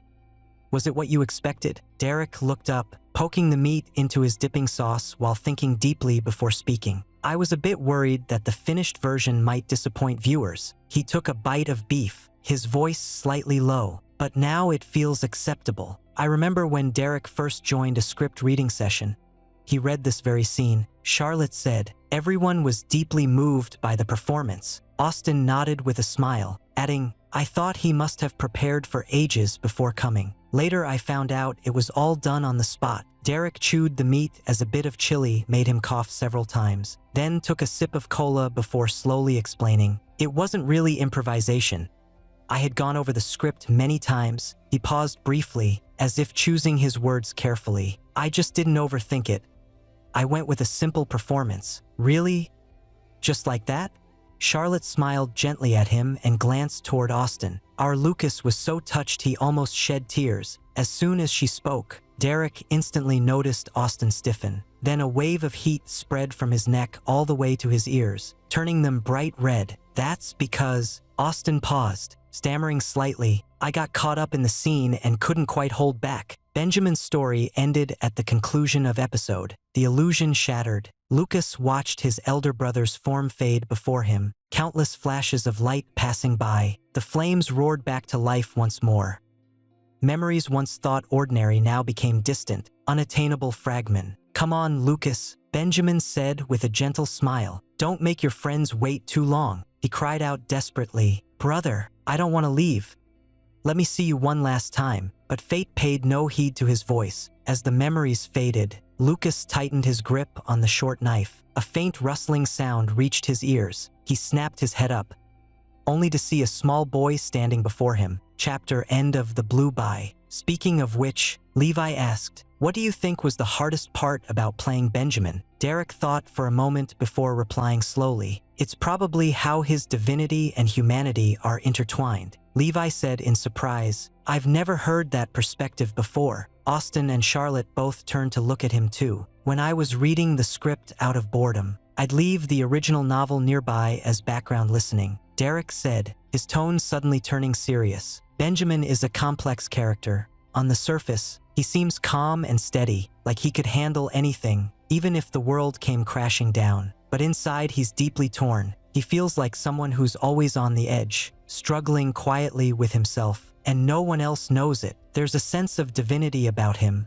not some distant god above us, but more like that quiet kind of love that reaches out to everyone. But he can't fully become divine because he's burdened with so much. Even though he always wishes for Lucas to be free and untroubled, the one who's least free is actually himself. He carries too many attachments, just like anyone else when it comes to friends, family, or ordinary life. That's what makes his story tragic. Because of things he can't let go of and desires he can't fulfill, this kind of person ends up carrying a heavy heart. As Derek spoke, he felt like he'd said too much, so he gave a shy smile before shifting the conversation back. So how do you subtly show his emotions beneath the surface, without making it feel forced, but still bring out both his human vulnerability and divine strength? That's really tricky to get right. Among the live chat viewers were many fans of other actors, as well as those who had doubted Derek from the start. Even with Oliver repeatedly praising him and others stepping forward to support him, some still didn't believe Derek could truly pull off Benjamin. What if it's just industry favoritism? Or maybe it's all just overhyped promotion? Some came to watch The Blue Bird out of curiosity, just to see how good Derek's performance would really be. Others silently prayed that he'd perform as well as Oliver had claimed, so he wouldn't drag down the original star's reputation. But in just this short moment, the Benjamin Ava had meticulously painted through countless sleepless nights seemed to come fully alive before everyone's eyes. The impact hit with overwhelming force. Good people get taken advantage of? Thanks. Derek squinted at the live chat, still musing why anyone would dare harm Benjamin. Then caught the rest of the comment and finally understood. He cleared his throat with a fake cough before stumbling through. Thanks to whoever goes buy fish fat today quitting.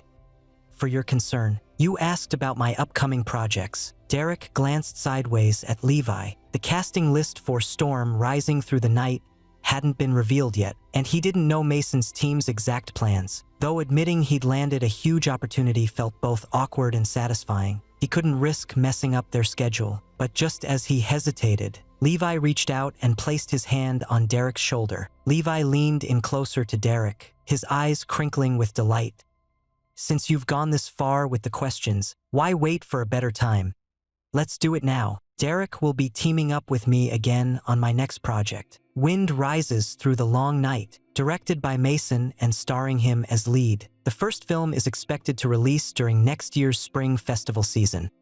Please keep an eye out. At the same time, the neon lights outside the car window flickered, and the red taillights on the distant overpass shimmered like a flowing river of stars, blending harmoniously with the faint glow of distant night sky. The street trees along the roadside were bathed in a soft golden halo from the street lamps, their leaves gently swaying in the breeze. Edwin leaned back into the leather seat inside the car, his tie slightly loosened. The shirt buttons that were usually fastened all the way to the top now hung open by two, revealing a chest tinged with the warmth of wine. His brows were drawn tightly together, and his fingers lightly pressed against his temples. There was an undeniable weariness in his downcast eyes. James carefully guided the steering wheel. The car was silent inside, broken only by the quiet hum of the engine, almost as if it too was afraid to disturb the stillness. A sharp ache pulsed through his head. He took a deep breath, when suddenly his phone in his palm vibrated sharply, and a message popped up on the screen. Derek had only appeared for a brief 10 minutes in the Bluebird *, yet it stirred an uproar across major social media platforms. Even on Douyin, there were live streams featuring people dramatically eating their keyboards,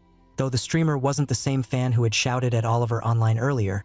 But it still drew a lot of viewers. Derek's critics fell completely silent, while fans celebrated together with champagne. Those who were still watching cautiously became instantly hooked after that almost breathtaking glance. Benjamin's book fans were especially eager to rejoice. There were a few dissenting voices, but they were in the minority. Edwin casually scrolled through a few pages of discussion. He seemed to anticipate most of the public reaction and found it somewhat dull. His grip on the phone tightened suddenly, knuckles turning white. Edwin's face darkened as he stared at the screen for a long while. In the cold glow of the display, his eyes seemed to churn with endless undercurrents. After a long pause, the tension in his face eased slightly, and he let out a dry, mocking laugh. After finishing his work, Derek returned home late at night. The smart motion lights inside the house turned on, casting a soft glow over one corner of the quiet living room. Derek instinctively glanced toward Edwin's master bedroom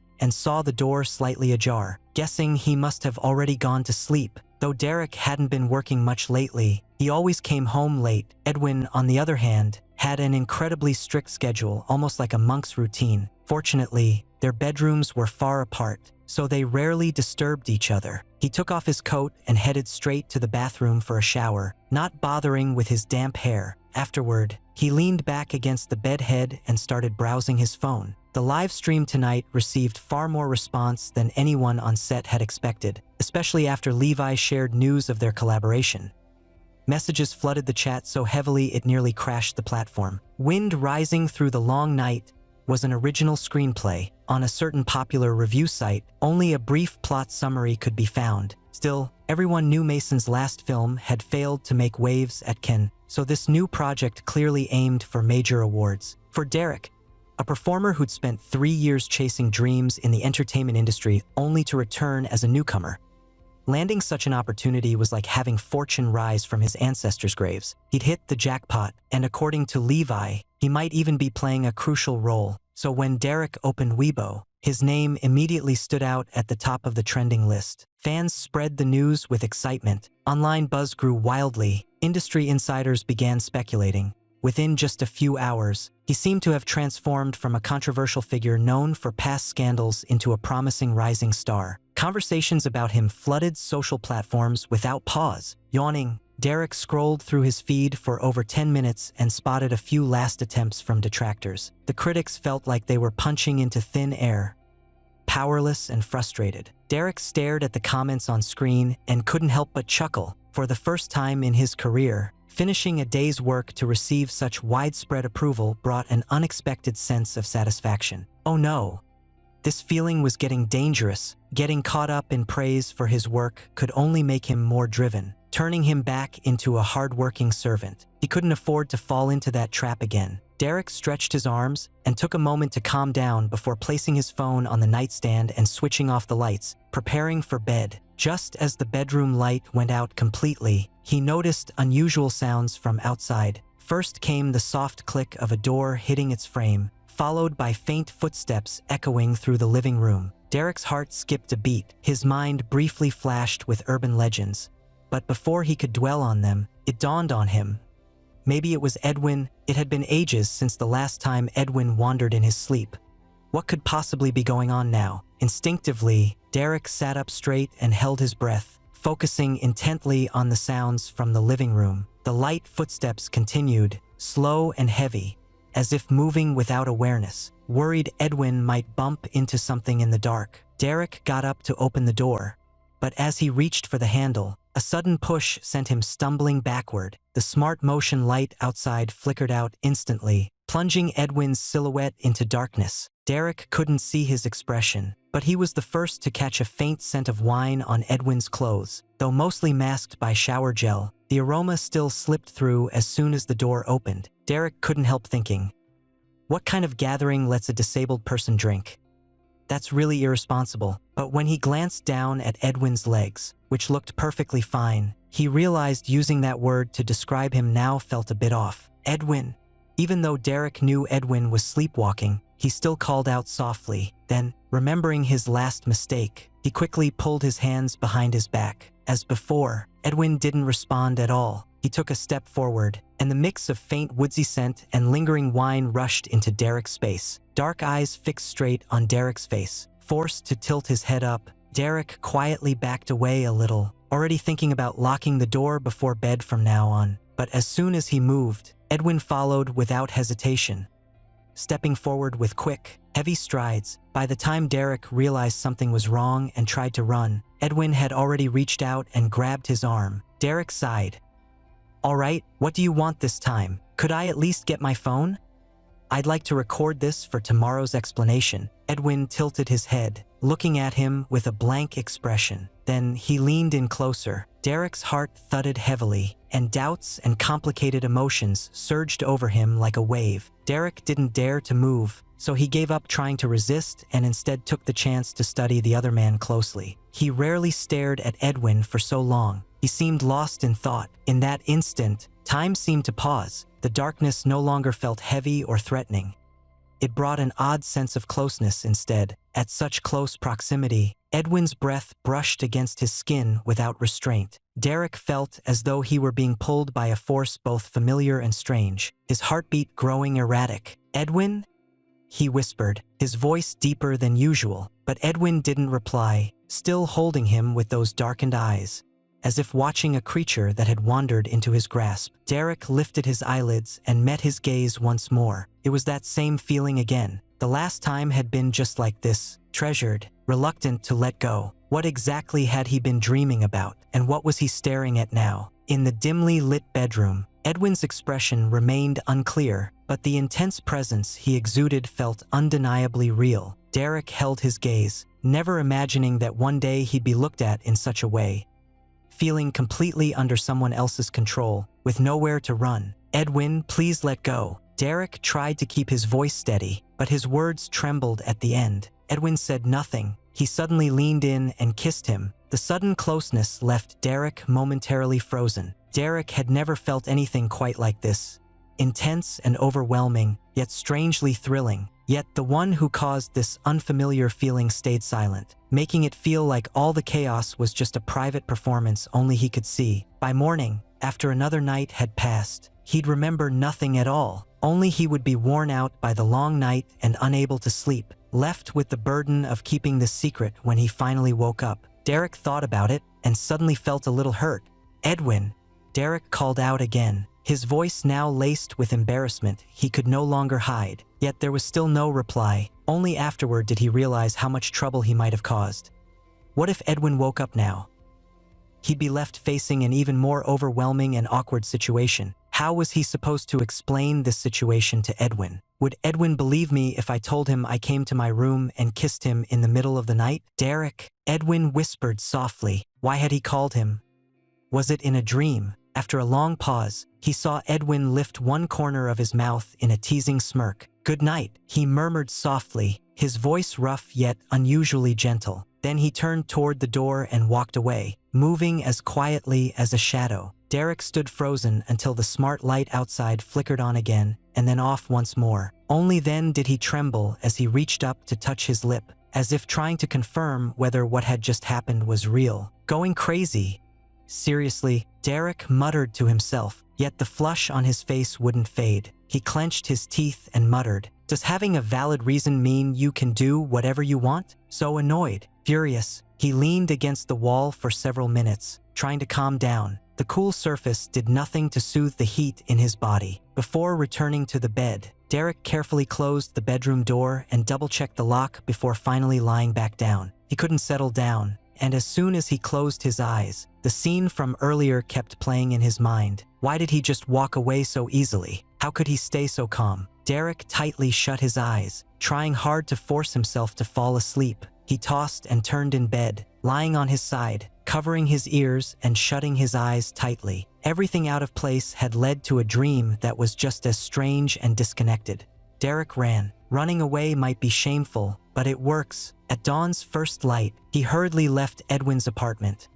No breakfast, no time to tidy up, but grabbed his phone and backpack before rushing out and hailing a taxi. The large hood of his down jacket piled up at the back of his neck and shoulders, while his medium-length hair flew wildly in the cold wind. The driver glanced at him through the rearview mirror, as if about to say something, but then thought better of it upon seeing his distracted and utterly worn-out expression. The car traveled steadily onward.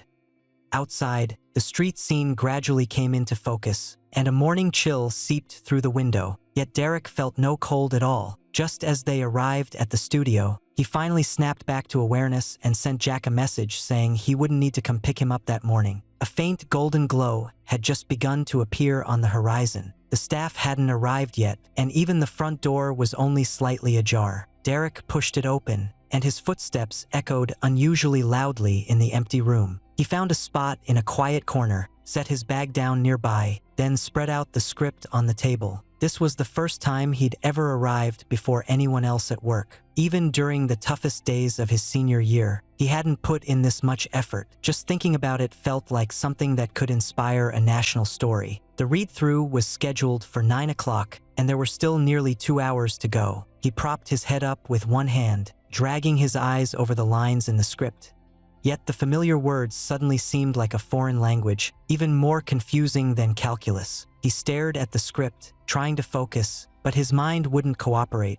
Images from last night flooded in, each moment vivid and sharp, like a film with no edits. Derek covered his face with his hands, his palms cold, yet unable to calm the heat burning inside him. No wonder people always say being love-struck is bad for your career.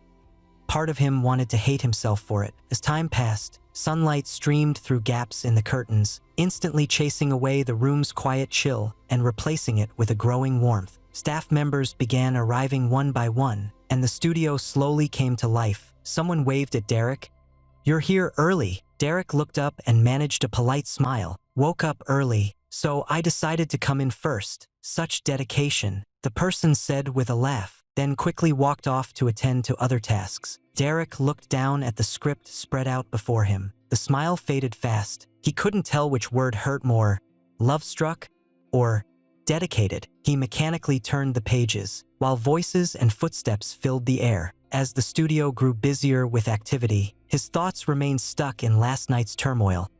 Unwilling to let go. "Morning, Derek." Levi finally arrived, holding 2 steaming coffees. A cockatiel perched on the lid of one cup, rubbing its head against it. When Levi sat down beside Derek, the bird flew over to the director's seat with a confident air. "You're here earlier than I expected. I thought I was the most eager one." Derek looked up, saw the coffee being offered, paused for a moment, then said, "Thanks." Then he asked, "Shouldn't you bring one for Mason too?" "He's allergic to caffeine, he can't drink it," Levi said with a smile. Derek took the cup, and as his fingers brushed against the warm surface, he slowly realized his hands had started to feel a little warmer again. Levi noticed something was off. "Didn't sleep well last night. You look pretty worn out." "Just stayed up all night reading social media comments," Derek said casually, then lowered his head as if flipping through the script. Levi didn't press further. A few minutes later, Mason and the other main cast arrived, and the read-through officially began. Mason rested his chin on one hand, idly swinging a pen in the other. The parrot perched on his wrist nuzzled affectionately against his skin, giving him an air of someone carefree and spoiled, like a young heir who lived only for fun. But when he glanced across the group, his tone turned serious. The second act at Jisha Academy is Gabriel's first meeting with Anthony. This scene marks Anthony's debut. It's crucial. Emotion needs to be real, but not exaggerated. Let's run through the lines first, then try to bring in the feelings. Derek glanced at Levi, who had taken a sip of coffee and murmured something quietly. Then he seemed to sense Derek's gaze and looked up with a warm smile. "Ready, Derek?" Before he could finish speaking, Mason raised an eyebrow, paused for a few seconds, then mimicked the tone perfectly, sharp and biting. "Ready, Derek?" It sounded overly sarcastic. Well, Derek felt his scattered thoughts suddenly pushed aside by this guy, who was clearly even more caught up in romance than he was. He gave a soft "yeah," and Mason leaned back, glancing toward Levi with the faintest smile. "Then let's begin." Morning light spilled across the vast courtyard of the academy, filtering through the towering archway and revealing the delicate upturned eaves of the distant study pavilions. A group of wealthy young scholars surrounded a strikingly handsome youth in their midst, laughter and taunts echoing around him without pause. Anthony's attire wasn't worn or torn, but compared to the others, it was clearly thinner in fabric and outdated in design. He knelt halfway on the stone ground, one hand braced against the surface while the other clutched tightly onto his scroll. A hint of blood trickled from his lips, yet he bit back any sound. "Never heard of the Jisha Academy taking in beggars," said a noble youth draped in purple brocade, positioned at the center of the crowd. He smirked, raising his fan to lightly touch Anthony's chin. "Or are we supposed to find some entertainment here?" A wave of laughter spread through the crowd, but suddenly a tall young noble kicked at the scroll in Anthony's arms, mocking, "Tell us, what makes you think you deserve to study here alongside us?" Anthony said nothing, tightening his arm around the scroll. His gaze remained lowered.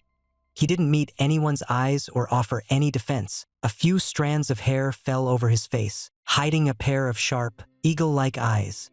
His expression held quiet restraint, as if ready to spring forward at any moment, fierce and unyielding. Seeing no response, the group grew bolder, but just then, a relaxed yet clear voice came from outside the circle.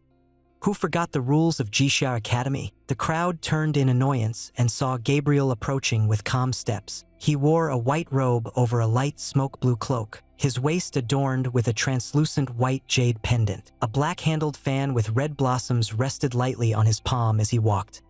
A figure both serene and striking, carrying an air that commanded respect without effort. Gabriel, the young nobles who had been harassing Anthony, instantly dropped their boldness, stepping back in unison with cautious expressions. Gabriel stopped and glanced at Anthony, clutching his scroll. He bent down as if to help him up, but was gently but clearly sidestepped. He withdrew his hand with a slight awkwardness, spreading the fan wide with a half-smile toward the others. "You're all from well-known families. Shouldn't you be ashamed to bully your fellow students like this?" His tone was calm, yet it carried an edge that made them flinch. The man in the purple robe swallowed hard and spoke up. "This boy doesn't know proper conduct. We were just teaching him a lesson." "Oh." Gabriel raised an eyebrow, closing his fan. "I seem to remember the Academy's rules better than you do. Students may debate ideas, but who said anything about physical force?" His tone remained smooth, yet there was an undeniable sharpness beneath it. The young nobles exchanged glances and ultimately chose to retreat without further resistance. Gabriel turned around and crouched in front of Anthony, extending his hand. Anthony looked up, eyes cool and alert, like a wildcat wary of traps. He hesitated for a moment but didn't take the offered hand, instead pushing himself to his feet on his own. Gabriel paid no mind. Instead, he glanced at the scroll in Anthony's hands and gave a quiet, knowing smile. "You value this book more than your life?" "Life belongs to me," Anthony replied, his voice calm and clear like ice and silver bells. "The scroll belongs to the Academy. It can't be destroyed by them." With that, he turned to walk past Gabriel, only for the latter to reach out to stop him. But Anthony paused, then glanced back as if remembering something. "Thank you today," Anthony said. "I owe you one. If you ever need help, I'll find a way to repay it." Gabriel let out a light laugh and said with playful ease, "You don't want to be in my debt. It's not that easy to settle." As Levi finished the final syllable, Derek suddenly shivered for no reason. The first half had gone smoothly, with emotions and timing perfectly aligned. But as soon as the words "favor debt" came up, long-suppressed memories resurfaced unexpectedly, flooding his mind without reason. "Derek, it's your turn." Mason's voice rang out again. Derek snapped his head up, eyes blank for a split second before finally catching on and continuing. Could Gabriel really expect me to repay with my life? But as soon as the words left his mouth, he realized something was off. His tone felt stiff, and the emotion fell flat. This line should have been Anthony's lighthearted response after noticing Gabriel's joke. Slightly teasing, but with a playful rise in pitch, more like banter than real confrontation. But Derek delivered it as if he were dead serious, almost daring Levi to step forward for a fight. Levi clearly noticed the shift and frowned slightly before continuing. "Life is meant to be lived, not repaid." Yet in the next line, Derek still made a mistake.